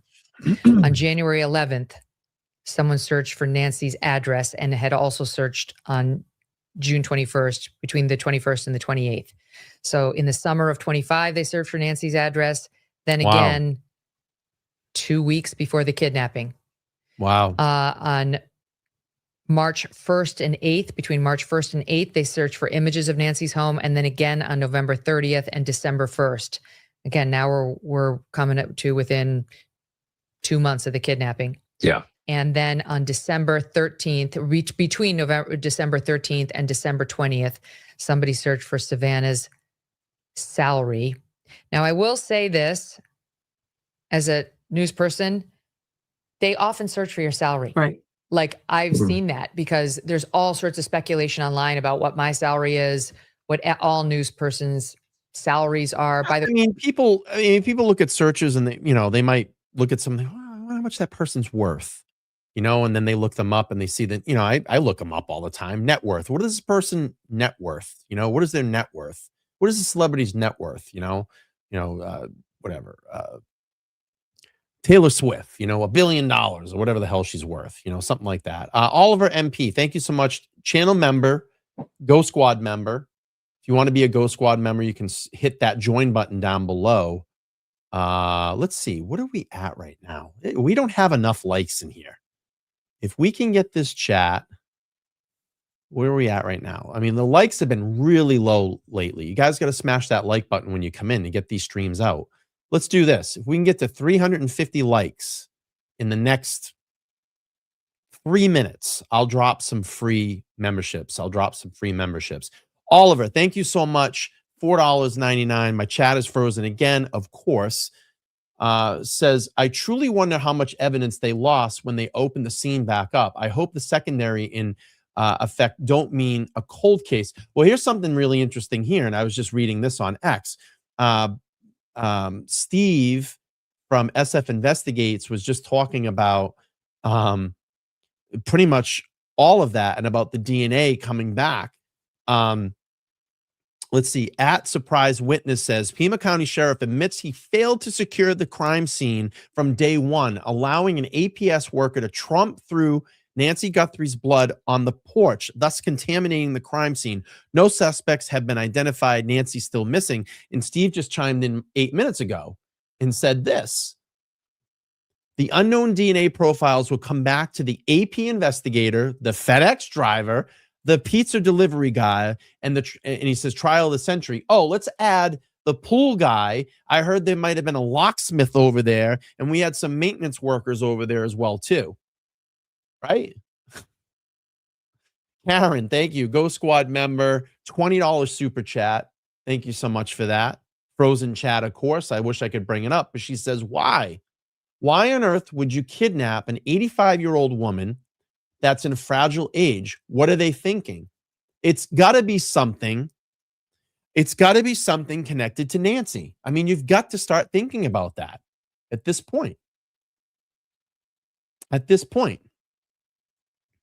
Hey, Mimi, I'll just give you my opinion about Steve. Steve's been on my program many of times. I have a friendship with Steve, and I respect what you're saying in the chat. I have a friendship with Steve. Steve helped me out greatly in Chelsea Grimm's case. He was one of the first private investigators that were hired on her case, and we still do talk about that. But I respect your opinion, and I like Steve. He's a friend of mine. I have his number. We talk, and you know, I get it. You know, if you don't like him, that's fine. You know, you don't like him, he's fine. I have a relationship with Steve. He's a good guy. He's been helpful on my channel, and you know, he makes a good point here, though. I mean, anybody would even say this. You know, you got the FedEx driver, the delivery guy, you got maintenance workers,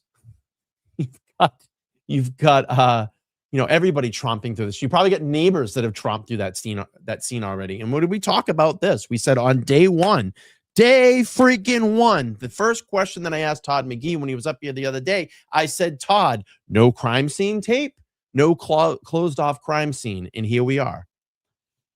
Here we are. We still need more likes, though. We're only at 279. We need to get to 350. We get to 350, and I'm going to say this. It's 9 o'clock right now. By 9:05, if we're at 350 likes, I will drop a bunch of free memberships in the chat, and you can watch all my members only content. All right, let's continue. They're like incredibly off, like so off every time. You never get it. There's a whole video on YouTube about my lavish lifestyle. No problem. I'm like, oh, let's see. What do they have? Like literally nothing in there is mine. Not the house, not the car, like nothing. I'm like, okay. Details, it's all fake, but It's good they're getting them wrong. It's good they're getting it wrong. Yes. It's very good. Yeah. But it's so weird. Like things are made up. So, but I'm just saying it may not be as exciting as we think that they search for Savannah's salary, because they do that when you're a public figure. But it's just it's very eerie to see they searched for that. And within 2 weeks of that, they were searching for images of Nancy's home. And within 3 weeks of that, they were searching for Nancy's address. Now, we don't know if it's the same person. Yeah, that's what I was going to ask you. But if these searches come back to the same person, Maureen, wow. I think if they can actually join the dots together, and if it can be attributed to the same IP address for those searches, albeit in those different periods, that falls into what we'd call a traditional planning cycle or attack planning cycle. So, you know, there will be a person of interest. You'd probably want to go talk to that person. Be the selection of the potential prospect to kidnap, if it was indeed a kidnap. They would then revisit, they'd look at that site again, see if there was any changes, see if there was any alterations. Certainly if that, but I wouldn't have discounted, which is why all these Ring and Nest cameras of neighbors is going to be so essential to see if there's any repeated behavior. I mean, in the small area that she lives in, you know, Nancy lives in, you know, there will be a very easy pattern of the vehicles associated to the residents in that area. Any other vehicles other than delivery vehicles, if they're privately owned, will be very easy to identify, whether they be, you know, vans, trucks, whatever it might be. Especially at 1 o'clock in the morning. Why? Yes. Why would they be? And I don't know. And what I just quickly read, they didn't source this to law enforcement. So it's possible they say Fox News has learned. Okay, so it is sourced to law enforcement, because there's nobody else who's calling Fox to tell them that they did this. They learned it's this. Probably part of that public-private law enforcement. Why would law enforcement want us to know this? Well, first of all, it's a big lead. Secondly, they're not driving by this house in June and on these other dates well in advance of the abduction with masks on or at nighttime. So, I mean, I just think it would be fantastic if one of these clowns got a ticket on one of the speeding cameras, because the speeding cameras don't record, but they do take your photo when you're driving through and that light goes off. And boy, wouldn't that be a bonanza of a tip. Or a Tesla camera, or the neighbor. Maybe that's what they're doing with the neighbor's Ring cam. Maybe. Well, how about this? We found out the other day when Brian Enton was interviewing a sergeant down there. We found out in town that most of the cameras that we see at traffic lights, oh, guess what? They don't work. They're dummy cameras. I mean, you can't make this shit up. You can't make it up. All right, let's go It's back not even here. about Almost over here. getting, they already checked that one perhaps for the night she disappeared. Maybe they're going back to see whether anybody did a drive-by daylight on any of these dates. Exactly. daylight stuff. which they still should have done weeks ago, but that's okay. Yeah. International disputes in That's the issue. A lot of the stuff should have been done. Should have been done, right? Should have been done. Patricia, thank you. $5 super chat says, love this channel and chat, Brian. Well, we love you being here, and we still got work to do. I'm going to extend the time a little bit. We just need 50 more likes. 50 more likes. I'm going to drop some free memberships in the chat for all of you. For all of you. And I got a frozen chat, so I can't bring a lot of this stuff up. It's getting very annoying. At this point, it's getting very annoying. Let's see. Okay, we heard about lie detector tests today. Let's see. I'm going to look live. I'm going to go live here to News Nation. Let's see what they're saying here. They're talking about the sheriff. I knew they would. Here we go. Live at News Nation. The news that investigators are using polygraphs to clear the names of potential suspects is at odds with a sheriff who declared that no one's been cleared. And a new ransom note received today by TMZ may be why the FBI is now, they say, in close contact. And there you go. We just heard it. Even the sheriff said it's a StreamYard problem. Thanks, Nan. Even the sheriff just said no one has been cleared. And this goes back to my point a couple of minutes ago when we watched the video of Carlos demanding to be cleared. No one has been cleared. But we're hearing that supposedly there's polygraphs that cleared the family. I don't know. Don't know. With Mexican authorities. The note lays out that Guthrie's possible abductors may have made off with her to Mexico. And the note also gives a chilling new warning if the ransom demands are not met. This is a highly sophisticated demand involving a form of crypto, not Bitcoin. Now, it is demanding roughly the same amount as the demand letter we received, shortly after the kidnapping, the $6 million demand. The demand graphically describes the consequences if the demand is not met. Okay, this would be terrifying for the Guthrie family, and especially considering that the Guthrie family said that they never heard back from the kidnappers that paid this ransom demand, that made this demand. And we have no Let me just pause this. We're live at News Nation right now. So Dawn asked a good question. She said, will they be able to identify those who did searches for Nancy's address and Savannah's income? So the only way that you would be able to tie that together is they would have to look at the IP addresses. And if you're getting the same IP addresses for those particular searches, then you might have something there. Because we just talked about it a couple of minutes ago. I mean, look, I've been online before and I might be scrolling X or something like that. And I look up and I'm reading an article maybe about like something popped up about Taylor Swift or Tom Brady or whatever. And I go, gee, I wonder how much Tom Brady's worth. And yeah, I'm sure you've all done it. You Google it and you're like, all right, what's their net worth? Oh, 60 million. Wow, it's a lot of money. Or wow, Taylor Swift's worth $1 billion, and so on and so on. So, that's something that they would look at if there's any type of connecting tissue there, and looking at those IP addresses and then looking at how far apart were those searches. If those IP addresses line up, then you have a pattern. Then you have something that you might want to go look in, knock on a door and say, hey, we have some questions for you. We want to ask you something. So that's how that works. Indication now that the kidnappers have made contact with the Guthrie family. The sheriff in charge is saying it may be years before Guthrie is ever seen again. Nanos told the New York Times, maybe it's an hour from now, maybe it's weeks or months or years from now, but we won't quit. We're going to find Nancy. We're going to find this guy. In a way, reassuring, but years suggest that it could be a cold case. The sheriff, though, says it's not. It's not exactly reassuring in terms of how the family would feel.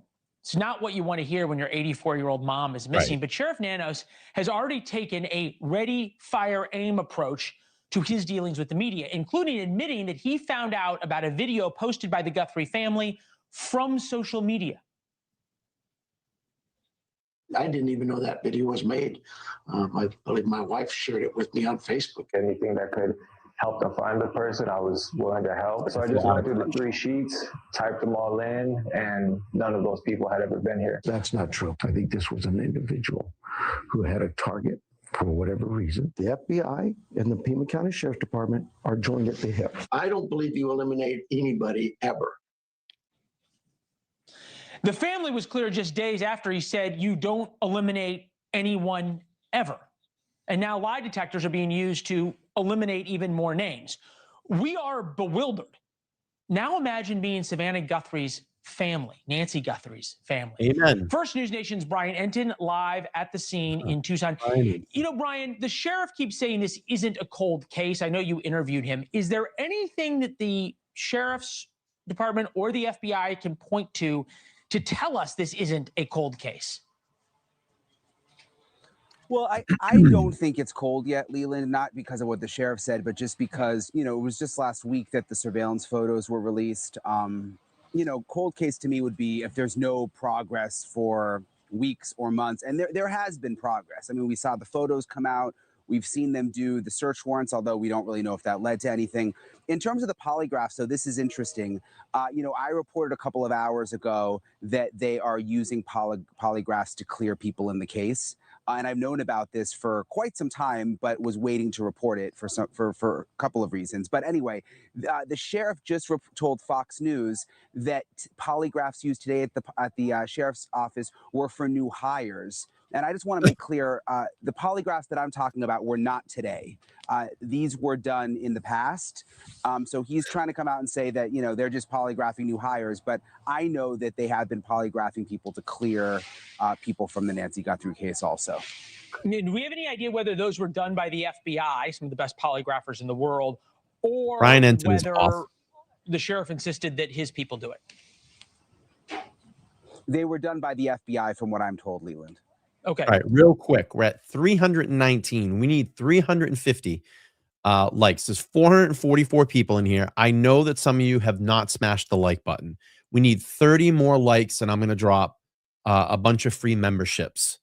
So let's get it there. Let's get to 350. It's very easy. Just tap that like button on below. All right, let's keep going here. Live. Great reporting, as always, from Brian Enton. Brian, stay with us.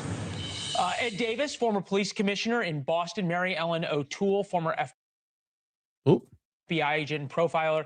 I'm fascinated, Mary Ellen, by the polygraphs themselves, just because it's something that I think most of America is fascinated with. We put up earlier what a polygraph measures: heart rate, blood pressure, breathing, skin perspiration. Can it really eliminate people, or is it sort of more to help guide? Well, a lot of it will allow us to determine whether or not we want to focus more on a person. So it never really completely eliminates a person, but it does allow us to get more insight into the person and maybe take more investigative steps if there's a question about how they did on the test. Okay, that's an excellent point. Brian, real quick, this reporting about Mexican authorities, it almost seemed painfully obvious, right? The cartels have massive operations along the Arizona border. Clearly, this kidnapping had some untoward nexus to it. Once one would rule out family members. Any idea what the FBI is doing with Mexican authorities? No, we just have sources who say that they are now talking with the Mexican authorities, and we're so close to the border. I mean, we're 50, 60 miles from the border, a little more than an hour away. And remember, I've been to that crossing, Nogales. It's very easy to get into Mexico. You know, the checkpoints are when you're leaving Mexico to come into the U.S. If you wanted to take someone into Mexico, you just drive in for the most part. Got it. Ed Davis, to you, help us understand now that there is this idea of a Mexican component. There is this next ransom note, but still, as far as we know, no. Real quick, are you Yeti? We talked about that earlier in the very beginning of this live stream, so you might want to go back and talk and see what I had to say about that. But yeah, that's a good point that you brought that up. And this is the wider thing now. Do we start saying, hey, are we going to start seeing more of this stuff with people that are connected to the Epstein files? I only need 6 more likes. 6 more likes, and I'm going to drop some free memberships, and you get free membership for a month, and you'll get access to all my members only content. And all you got to do is at the end of the month, you can sign back up for $1.99 to continue to support my channel. We need 5 more likes, 5 more. I know that some of you, most of you haven't hit the like button yet. All right, here we go. Back Contact live. between the family and the kidnappers for some type of negotiation. It's just a All one-way right. conversation. Memberships. Is negotiating through Harvey Levin, who seems to love talking about every note that TMZ gets, helpful or hurtful to bringing Nancy Guthrie home? It cuts both ways, but the unfortunate thing is you can't discount it. You need to run it down as if it's a legitimate lead. So even though you may doubt it, and I think a lot of people have questions about it right now, especially if there's been no proof of life. Welcome in new members. You can have these doubts. Enjoy 1 month. You still have to be diligent in running down each one of these leads. On the Mexico issue, I spoke to the police chief and the chief of the National Police in Mexico some years ago. He indicated that they have hundreds of kidnappings every day. And I've been worried about that since the beginning of this case because of the proximity to that country. Right. I guess, and I'll stay with you, Ed, for just one more on this. Those kidnappings, though, if they're for ransom, the kidnappers want to get paid. They're not sending notes to TMZ and then going dark and having the family say we have no proof of life. They want money. It's a business to them. How do we explain, if that's what's going on here, how they're not in any way engaging with the people who could pay them? I totally agree with you. This does not fit any logical model. I've never seen a case transpire like this. The people who are contacting and demanding $6 million don't seem to have the evidence that's needed to verify that they're legitimate. Right. So Mary Ellen, you have to look at everything. You, from the profile perspective, I think Ed brings up a good point that no matter what road you go down, there are incontrovertible facts or circumstances in the case that say that's not the right road, that's not the right motive, that's not the right assumptions. Does that mean there's things that we don't know, or does that mean this is truly sort of a crime of the century? I wouldn't call it the crime of the century. I think there's a lot that we don't know that's not being released. And I think that there are a lot of things that are happening all at once. I will say that because of all the attention, it is a very unusual case in terms of not being able to identify a clear motive. As Ed says, I mean, is it for money? Well, maybe, and yet we're not hearing what we would expect to hear from the kidnapper. Is it for sexual purposes? It's an 84-year-old woman.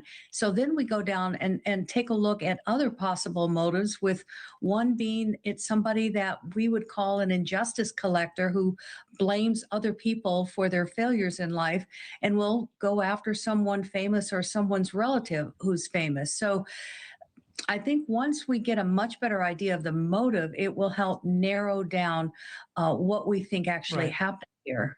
If you know the motive, you may end up being able to actually find the person. Brian Enton, so much of the focus of this case is in the wrong place. It's on the sheriff, who is giving interviews, not news conferences, who's not giving news conferences or apparently coordinating with the FBI on media appearances. And now he has become much of the story here. Take a listen. Yeah. I hope that there's a PR class in the making, because it is abysmal how he is managing the PR and the communications of this case. Will continue my crusade to get the Tucson sheriff off the television. In all seriousness, this guy should not do another interview. And I think what we're seeing here is a lot of talk to make himself look like he's doing a lot. Brian, you have covered so many crime stories. Number one, have you ever seen anything like this? Number two, is it being overplayed? And I know I've been one of the members of the media sort of talking extensively about I'll use the word sort of delicately, incompetence that apparently is happening, or missteps. And number three, are you seeing any kind of course correction out there? I do think that the sheriff's office is getting along better with the FBI. I've sensed that over, since Friday with the raid we saw Friday. What I'm hearing is they worked well together. So maybe we're beyond that issue. I don't know. In terms of just incompetence in general, I think the rank and file are working really, really hard. It's hard to say because there could be things happening behind the scenes, like with the Idaho case. I was very hard on the police. And then when it all came out later, turns out they knew a lot behind the scenes, and they actually were hard at work and just weren't saying anything. The difference with this, though, is they weren't doing interviews. They were staying totally silent. The sheriff is doing interview after interview after interview, and what he says changes a little bit each time sometimes. So it's hard to track what's actually going on, if that makes any sense, Leland. Yeah, it makes perfect sense because we've been trying to track it. I know you're tracking it in a lot more microscopic detail, and it would be infuriating as a reporter. Wait, you said this yesterday, you're saying this today, you're saying something different this afternoon. Ed, what do you make of the fact, and you've been involved in some of the highest profile cases in the world, the Boston Marathon bombing, if I'm not mistaken, and led that investigation with the FBI, that these aren't press conferences. Normally you see everybody walk out. We've all seen it. Hi, I'm the sheriff. Hi, I'm this person with the FBI. Hi, I'm this person with the ATF. They speak with one voice. They say one thing. What do we think about the fact the FBI is saying nothing and the sheriff's out there doing these interviews saying all sorts of things and contradicting himself?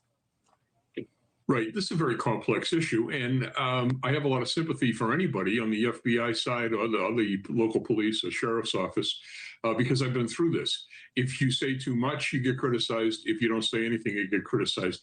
But I think the thing you have to think about here, and I don't see this happening, is having professional public relations people involved in the conversations. I always had that. Bill Brown.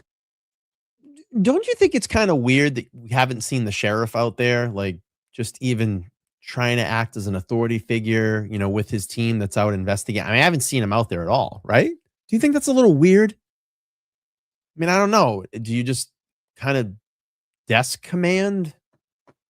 Is that how that all works? I mean, I don't know. I'm just a little frustrated by that. I mean, I would think that he would at least just be out there at least one day or show his face out there at the scene, right?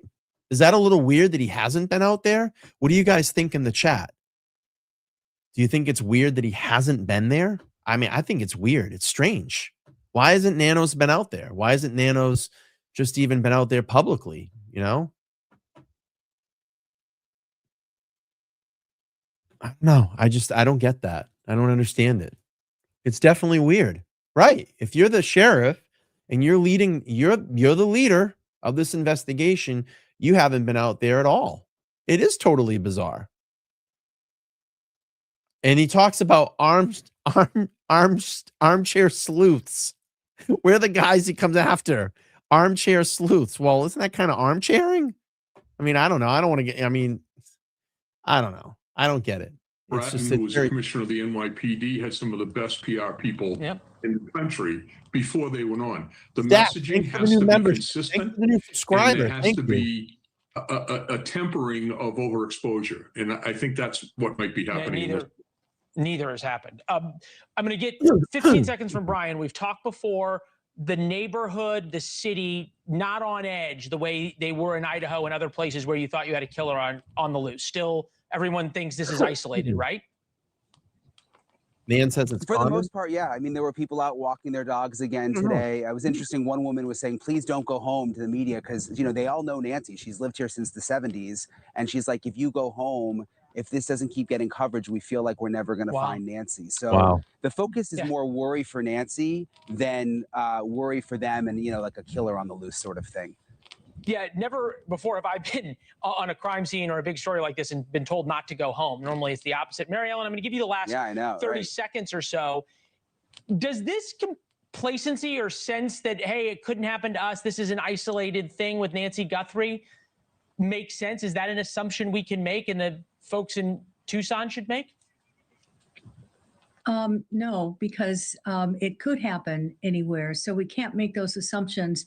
And what happens when we do is it's kind of shocking to the system, and we don't respond initially as probably as aggressively as we could. And I think in this case, this offender took advantage of that type of complaint. Yeah, but Dan, I'm gonna challenge you here. I'm gonna challenge you a little bit. I mean, if you're the face of this area, okay, you're the face of Tucson, you're the sheriff. Okay, everybody turns to the sheriff, right? And wouldn't you want to just be out there at least once? I mean, just show some public, I don't know, just show yourself in public to say, I'm here, I'm assertive, I'm the leader. We're trying to get down to this. We're trying to figure this out. I'm involved in the investigation, right? Wouldn't you want that from your sheriff than to just sit back in the office? I mean, is he scared? Is he scared to be out there publicly? Is that what this is? He's hiding? I mean, and where's the locals? Why are the locals not down there on the ground in front of Nancy Guthrie's home, turning to the JLR camera, turning to the mainstream cameras and saying, where's the sheriff? Why haven't you been down here? Just show us something, right? Just once. Give us something, Nanos. Where have you been? You're the leader. Is he afraid to go out there and speak to the media? That's what's going to happen. You know that he's going to get piled on by the media. But I mean, even the locals just haven't said anything. They're not challenging it. I haven't heard any challenging down there, right? But if you're the guy and you're the one that's supposed to protect that area, why not go down there? Let's see what she said. And she said, challenge accepted, bring it. She says, if I was the sheriff, I'd be out there in light of the length of the investigation and the public interest, but he is crowd sulking in the common administrative role. I like that.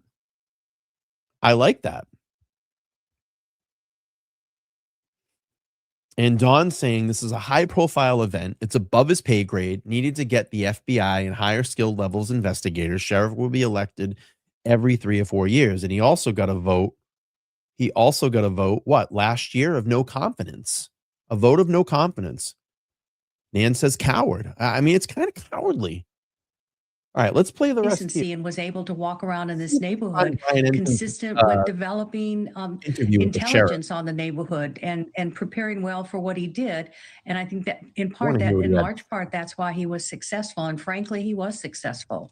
Yeah, some of the most notorious serial killers in history have planned for so long, and perhaps now we're not taking that part seriously enough. Ed Davis, Mary Ellen O'Toole, Brian Enton, thank you all. To politics now. Donald Trump goes down to Georgia. It's the first real test of his political muscle before the... All right, let's get out of this. Let's go to the interview with Brian Enton and the Sheriff Nanos. Let's watch this. Hang on. Let me bring this over here. Let's bring this over here. All right, let's go Brian Enton with Sheriff Nanos. Here we go. I think what was most interesting is it very much. I know that you and the FBI were able to get those surveillance photos off the camera in the front of the house. Yeah. Any progress on the other cameras? Can you do the same thing? Boy, I'm hopeful. Here's what happened. Guy. So we, of course, that camera we don't have, right? It was removed from the scene, but we knew it existed, and we asked, I think it's Google, hey, what can you do with this? And we gave them the other cameras and asked the same. And they said, well, there's not a subscription here. And it is hard because it overwrites itself, right? I don't know how many hours, maybe it's every 36 or 72, whatever it is. But you know what, Sheriff, we'll try. Probably some pertinent information to look into, right? Probably know when that DVR is overwriting. I don't know what it is. Yeah, TJ says he consistently changes statements about the family. I want a reporter journalist to ask him this. Was Annie and Tommaso's car returned? If they're cleared, it would have been. If it hasn't, well, we heard today at the top of the report, and I don't know if you just got in here, no one has been cleared. But then we're hearing reports earlier that there were polygraphs that have cleared the family. I am confused. I am really confused. All right, let's go here. Thank you. The way they went, they came back with this. And I'm going to try to explain this as a simple man that I am would. Simple man. Oh boy. They explained it. It's like peeling paint. You have images over images over images, and you want to get to that 8th layer or the 6th layer, and you got to peel back very easily because you might destroy the layer you wanted. So they were able to do that. I said, oh, this is really, that piece of evidence. Oh, they kept it 10 days. No, we all sat here right in our command post with the FBI and went, this is really great stuff. We need this out there. So I don't know that it was here more than 2 hours. And it's only because we had to do some cutting of the way they sent it to us and prepare it to get out to the media, and had to check with Washington, all those things that the FBI had to do as well. And we got it out probably less than 2 hours. And it generated, in that first hour for us, just alone here at the department, almost 5,000 tips. So it's a great piece of evidence. So there's other cameras. Your question, will we get more? We've asked the Google, hey guys, can you do this? And they said the very same thing. Sheriff, we don't think we can get anything, but we'll try. And that's all we're hopeful. And so as I'm sorry. I just don't feel really confident right now. I just don't. Listening to this guy talk, I mean, like, when I hear Todd McGee come on this channel and give us his expertise, it is balls and strikes, straight to the camera, no bullshit. He's gonna tell you the answer, and he answers it in a very intelligent manner. When I have Nan Gallagher come up on this panel and answer my questions, my lawyerly questions, she gives you a straight answer. She looks into the camera and she gives you a straight answer. There's no fluff. There's no bullshit. Oy, this is like, I don't know. This is kind of painful. I mean, look at Brian Henton's body language. And again, I'm only speculating here, but I mean, come on. It's just, this is not good. This is not good. Now it's still. I don't mean to laugh. It's just not good. Okay. Savannah Guthrie, Nancy's daughter, obviously very famous, loved around the country. Is this really random, or do you think someone may have had, a grievance against Savannah? Have you been able to sort that out at all? Well, yeah. Anything's possible, right? I mean, there was talk. Well, this was a burglary gone bad. This was that. Those things have never come out of this office because we recognize that anything is possible, and we'll allow that evidence to show us what it is. The time to ask that question, motive, is when we actually know who's done this. And so, yeah, I get the speculation, but yeah, for me, I just looked at it and said from day one that Nancy was removed from her home against her will. We need to find her. I know your deputies, detectives are working around the clock. I mean, we see them, how long can this go on for in terms of the investigation at this level? Because of the media, really, and that's a good thing, right? Because of the media, we've generated so many leads. I know last Wednesday we had 18,000 leads. The FBI had 14. So you're talking over 30,000. We're probably closer to 40 or 50,000. As long as those leads keep coming, we'll keep at it. It's Frank. What was it? Frank Drebin? Frank Drebin? Was that the name? Leslie Nielsen played him, right? Was it Frank Drebin? Am I saying that right? Frank Drebin? Yeah, Frank Drebin. That's really good. No, Leslie Nielsen was the actor, but the guy in Naked Gun was Frank Drebin. That's good. That's good, Pretty Eyes. I like that. That was a good analysis. And Nan says, yes. What was it?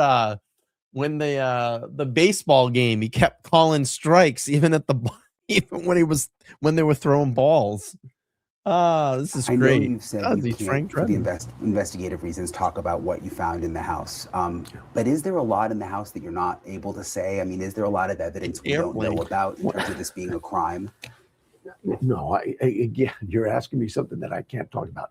I will tell you this. We removed some biological you're right. biological evidence, prints, DNA, whatever. All of that was removed and sent to the lab. We removed physical evidence, computers, phones, everything, anything we could. Don't call me and Shirley. that's submitted to another lab. That was given to the FBI. And why do we give it to the FBI? Because we know that they're very good at some of that stuff.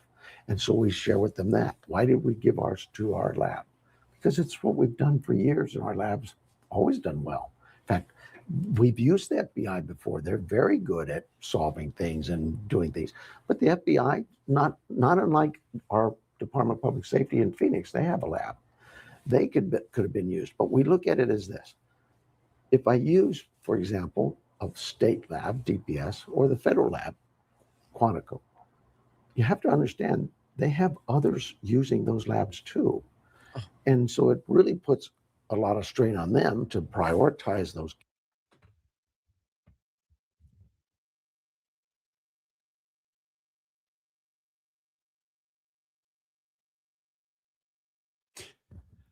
Sir, I'm going to help you here.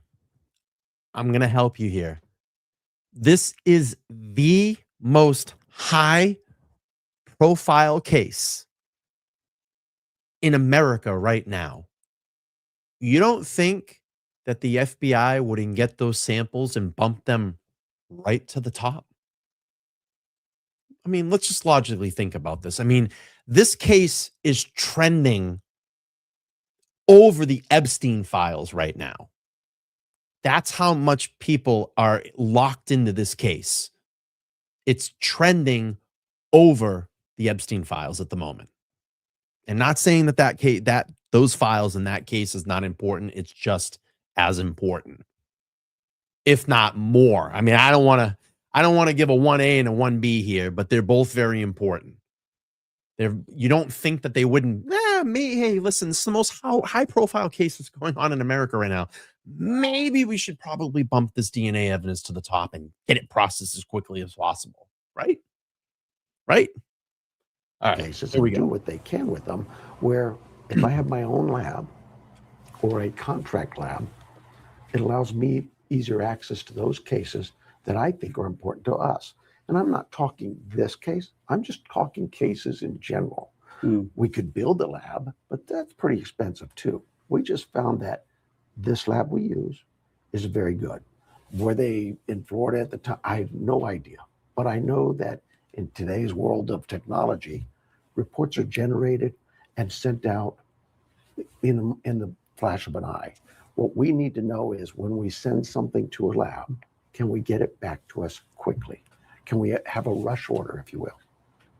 Well, sometimes I want this now, but the FBI may say, well, we understand that, but New York has a crime, LA has a crime, so it's not against the labs. And so when this piece of evidence, we did what we normally do, we sent it to the lab and we did that scene. Then we went and did another scene when we did a search warrant out in Rio Rico. So all of that was gone. Now we find a glove. The FBI says, oh, we can send it to Quantico. And I said, well, you know what? Let's keep it all in one place. Let's just send it all to our lab. No, it's not like FBI's got a bad lab or no, the sheriff's department uses DNL, they're a bad lab. No, it is about keeping your evidence together in one spot. And when that report comes out, it goes to both agencies. It just made sense. In fact, all of this conversation I had with you, when they said, oh, the sheriff blocked evidence, this conversation I had with the FBI lasted probably a minute and a half, and they said, makes sense, Sheriff, and it was done. There's no blocking evidence or just crazy. Let me ask you. Okay, we've seen the photos from the surveillance camera in the front of the man. Do you think there could be a second suspect? You saw what I saw. We know he is a bad dude. He's who we want. Is there somebody else working with him? I don't know that. We'll know it when we find him. The TMZ letters. I've lost count of how many they've received. TMZ, they've been received. Hey, we know he's a bad dude, and we'll know it when we find him. This is some good old sheriff talk here. These letters claiming that it's from someone involved. So yeah, the ransoms type things or those kinds of letters. And I know FBI is investigating that part, right? Correct. But do you think they're legit? Because it seems like every day they're on TV with a new letter. Again, you want to go to your experts, right? It would be irresponsible if I know. to give my opinion on something that we've given to the FBI to look into. That's their bailiwick. We'll let them handle that. And the search warrants, we saw the one in Rio Rico, and then we saw the one close to, I think, 2 miles from Nancy's house on Friday night.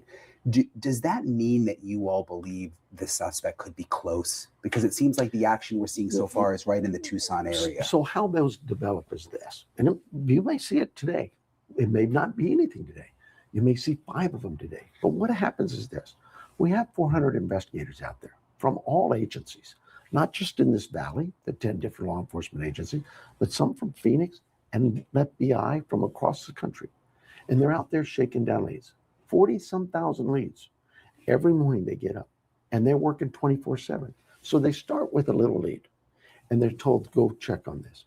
And that lead develops. And as they move through it, it grows and grows like a snowball, just getting bigger and bigger to a point where they go, you know what? I think we've developed a person of interest. I think we've got something here that maybe we need to go back and brief on.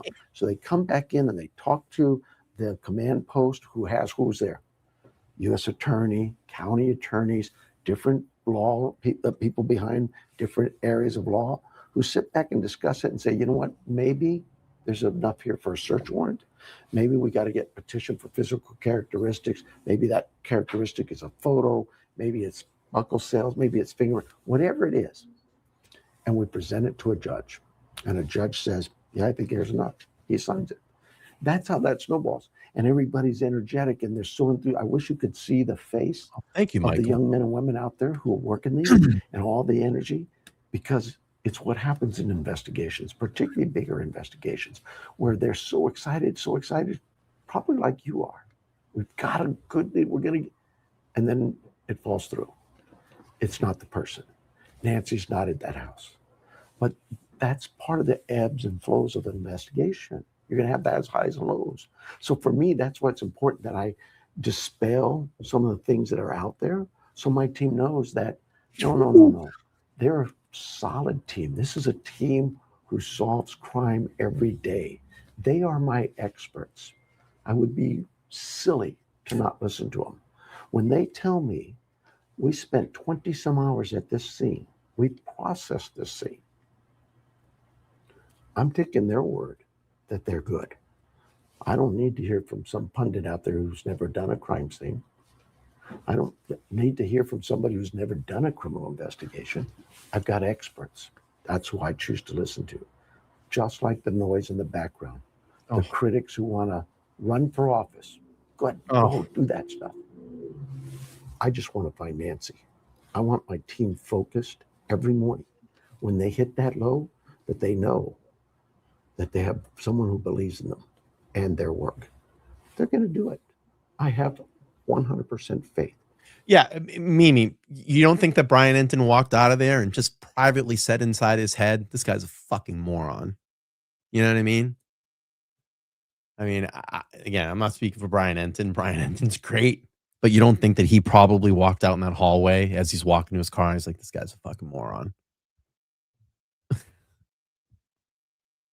I don't feel confidence in this at all. And I kind of feel like now that everything's been so fucked up in this investigation. I mean, we're 18 days in and we heard, I'm in charge. I'm the sheriff. I'm in charge. And, fuck the FBI.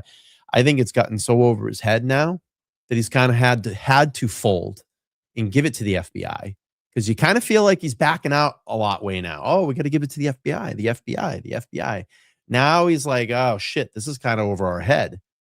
And now it's probably like, I don't want to be blamed for all this. And I still, and someone was asking me about Anna's case, that I feel like, or Annie's case, I feel like that there were many, many, many, many mistakes made right away in this case. Many mistakes. And the worst one was not closing off that crime scene. Why was that crime scene not closed off right away? Why was that crime scene not closed off right away? Why is there no yellow tape down there on day 18? There should have been tape out there on the very first day that we found out that this lady was taken. And we've allowed people to walk entirely through that crime scene, fucking delivery drivers. We've had maintenance people out there, different people from the sheriff department. We have locals walking up the driveway. We've had Amazon drivers, pizza delivery guys, the pool guy. We've had a maintenance worker. I heard something about a locksmith going there. And that is the worst thing that you can do in a missing person or any type of investigation, any type of potential crime scene, to not close it off. You want to hear about a crime scene that wasn't closed off and so much evidence that got fucked up? Go watch my material on the Karen Reed trial. You know, that is the number one mistake right away. If you're not closing off a crime scene, you are freaking contaminating it right away. And that's what slows down evidence, especially today where we rely on so much DNA evidence in scenes. It's got to be closed off. And it still should be closed off down there. And people have just been able to walk through and come and go and do whatever they want. Doesn't make sense to me. They will solve this case. If you're the guy, if you're that monster, you should be worried. Ooh. You should let her go. Just let her go. Are you getting closer? I think we are. I think we are. But I have to have that belief, right? I have to have that faith. Every day. We'll keep at it. Amen, Michael.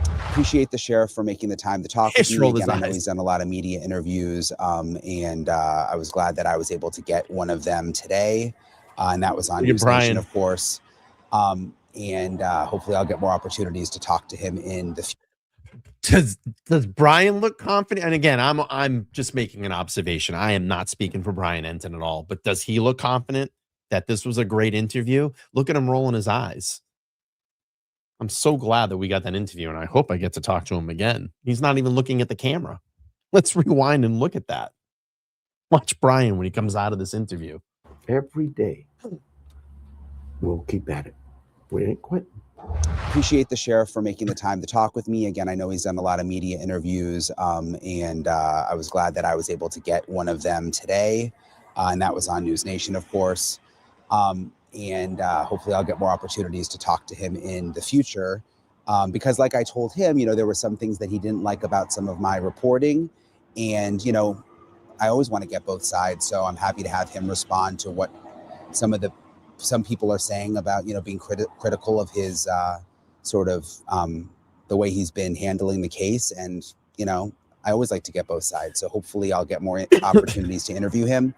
I want to go back to what I was telling you guys about the DNA and the fact that the FBI says that there were no links in CODIS. What I found particularly interesting about that is that the FBI told us that. I mean, why would they give us a small update like that? Why would they need to tell the public and the media that there were no specific links in CODIS? I went to my friend, retired FBI agent Steve Moore, to talk to him about that and some of the other updates that came today in the case. I'm joined now by Steve Moore, retired FBI agent. All right. We're going to bunk out of this. All right. We passed the 2-hour mark. I have a question for all of you in the chat. Are you interested in any of my Epstein coverage right now? Just want to let me know. Give me a 1 in the chat if you are, and a 2 in the chat if you're not. Maybe we pause on that for right now. Do we continue with Nancy Guthrie? Is that what you want? So if you're saying 1, that means you want me to continue with Nancy Guthrie. If you want me to start showing some of my Epstein coverage, let me know in the chat. 2. So we're kind of mixed right now that I'm looking at. A lot of 1s. So it's a lot of Nancy Guthrie at the moment. 2s. Yep. People are saying, yep. 1. A lot of Nancy. Okay. All right. I'm just gauging because I have some really great Epstein videos locked and loaded, ready to go. But the most important thing is when I drop this content, you guys got to interact on it. We've got to get it out into the algorithm. A lot of twos, because I've been trying this video and it's not doing well. So it's telling me that people really want Nancy Guthrie coverage right now. And I just want to be fair to all of you. I'm happy to do both. Both are very important to me. But a lot of ones. All right. So we're going to continue right now with Nancy Guthrie coverage. And I will backlog my Epstein's. I think once the Clintons get around to testifying, I think that coverage is going to start picking back up again. People are going to get very interested in that again. 3 for both. Yeah, I like that, Oliver. But I have some really great videos backlogged. They're ready to go. I just worked on another one that we banged out in the last 24 hours. It's great, but I just don't want it to get lost in the algorithm of Nancy Guthrie. And I'm following both. Believe me, I'm following both. But you guys are amazing. You guys have been really amazing. All the new subscribers that have come in, all the new members that have come here and joined, all the people that have been watching the videos. I think we just got, in the last 30 days, this channel's gotten over 1 million views. In 30 days, you all have come here and 1 million views in 30 days. That's super impressive. And I love all of you, and I thank you all for that. Because we're continuing to build this platform to where I know that it can be. I know that it can be. Oliver says, I know we will watch regardless of what you post. I appreciate that. Thank you. I appreciate that. But 1 million views in 30 days is so impressive.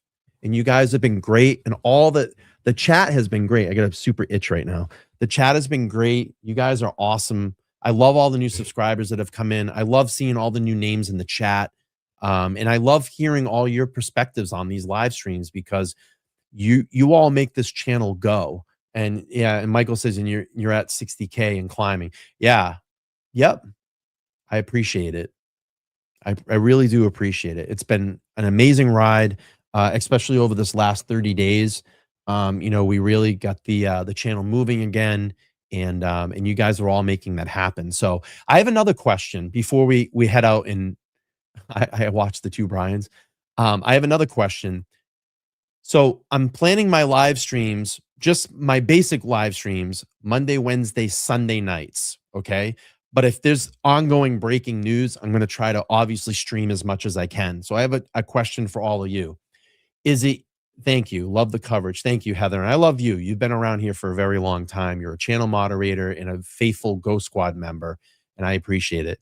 I have a question for all of you. Is it better for me to start at 7 p.m. Eastern Standard Time or 8 p.m. Eastern Standard Time? Put that in the chat. What is easier for you, 7 or 8 p.m.? Because what I've been seeing lately is I've been starting at like 7:30, but the big flux of people come in at like 8 o'clock. You tell me what's better to start. 8. Okay. 7. All right. 8. A lot of 8 p.m.s, 7s, 8. Okay. Cool. 8 p.m. 8. A lot of 8s. Either. Okay. I like that too. 7. Either I'm retired. Okay. Vermont, thanks for becoming a new member. Ghost Squad member level 1. Appreciate you. 7:45. Yeah, you're cute. After Jeopardy. Okay. Either way, why do you ask? I just want to make sure. Why do I want to make sure that I start at a time that everybody can be here, because how this works in YouTube is it's the interaction on the streams that push out the content. And I want to make sure that we have 6 o'clock. I like that. I want to make sure that we have the most amount of people in here when these streams start. For most, maybe 8 p.m. dinner is over and people are relaxing. 8. Okay. So we're going to start at 8 o'clock. Okay. We're going to experiment with that for a little while. We'll start at 8 o'clock, but you guys got to be here Monday, Wednesday, Sunday nights at 8 o'clock. That's going to be my standard nights of the stream. But during cycles like this, I'm going to try to stream as much as I can for all of you. 8 is fine for me. Okay, cool. All right, great. Vermont Presser, thank you. Appreciate that. All right, it's late. It's getting to 10 p.m. here on the East Coast. I'm going to wind down and relax for the night. I hope that this brought you some clarity and this was going on. I love going through this adventure with all of you and figuring out these cases and hearing your take on it, and you know, piecing together all these puzzle pieces. You know, I'm a puzzle. I like putting puzzles together, and you know, this is it's been very interesting case. 18 days here. Nancy Guthrie's disappearance. Obviously, we have the Epstein files that are very important as well. And thank you, Karen. Love you too. Thank you for being here. You've been a big contributor over the last couple of weeks, and I really appreciate that. Let's look at our poll before we end. So I asked at the very start of the program, do you think Ellie and FBI are close to getting and finding a suspect? 26% of you said yes, 52% said no, and 22% said maybe. So not a lot of confidence out there right now. Not a lot of confidence. Let's see. Shirley, thank you so much for becoming a Ghost Squad member, level 1. I appreciate that. Or Sherry Lee, thank you. Retired anytime. Okay, cool. All right, I'm going to end. I think I'm going to stream over the next couple of days. We're going to keep an eye on this, but if anything doesn't majorly break, I'll definitely be back here on Sunday, 8 p.m. Okay? I love all of you. Thank you, all the new members. Thank you for the support tonight. Thanks for the super chats, the cash apps. Thank you, moderators. Thank you, members. We're going to do a members only stream soon for all of you members. And that's where we kind of just, you know, we just kind of shoot the shit backstage. You can ask me questions. And, oh, Mimi, let me know if, okay, yeah, I'll add you, Mimi. I'm going to add you to the mod right now. Standard moderator badge. Thank you. Okay. Let me just do a check of Twitter one last time. I'm going to roll through and see Brian Enton if he has any updates. Nothing as of now. He just said an hour ago, the polygraphs I'm reporting about were not today. Okay, cool. That's it, everybody. We're going to head out. Thank you so much. I love all of you. I'll see you back soon. Just check in. I'll probably be doing some streaming over the next couple of days, but if not, I will be 8 p.m. Eastern Standard Time on Sunday because you guys chose Sunday. I'm out of here, everybody. Have a great night. Be safe. Love you all. Peace.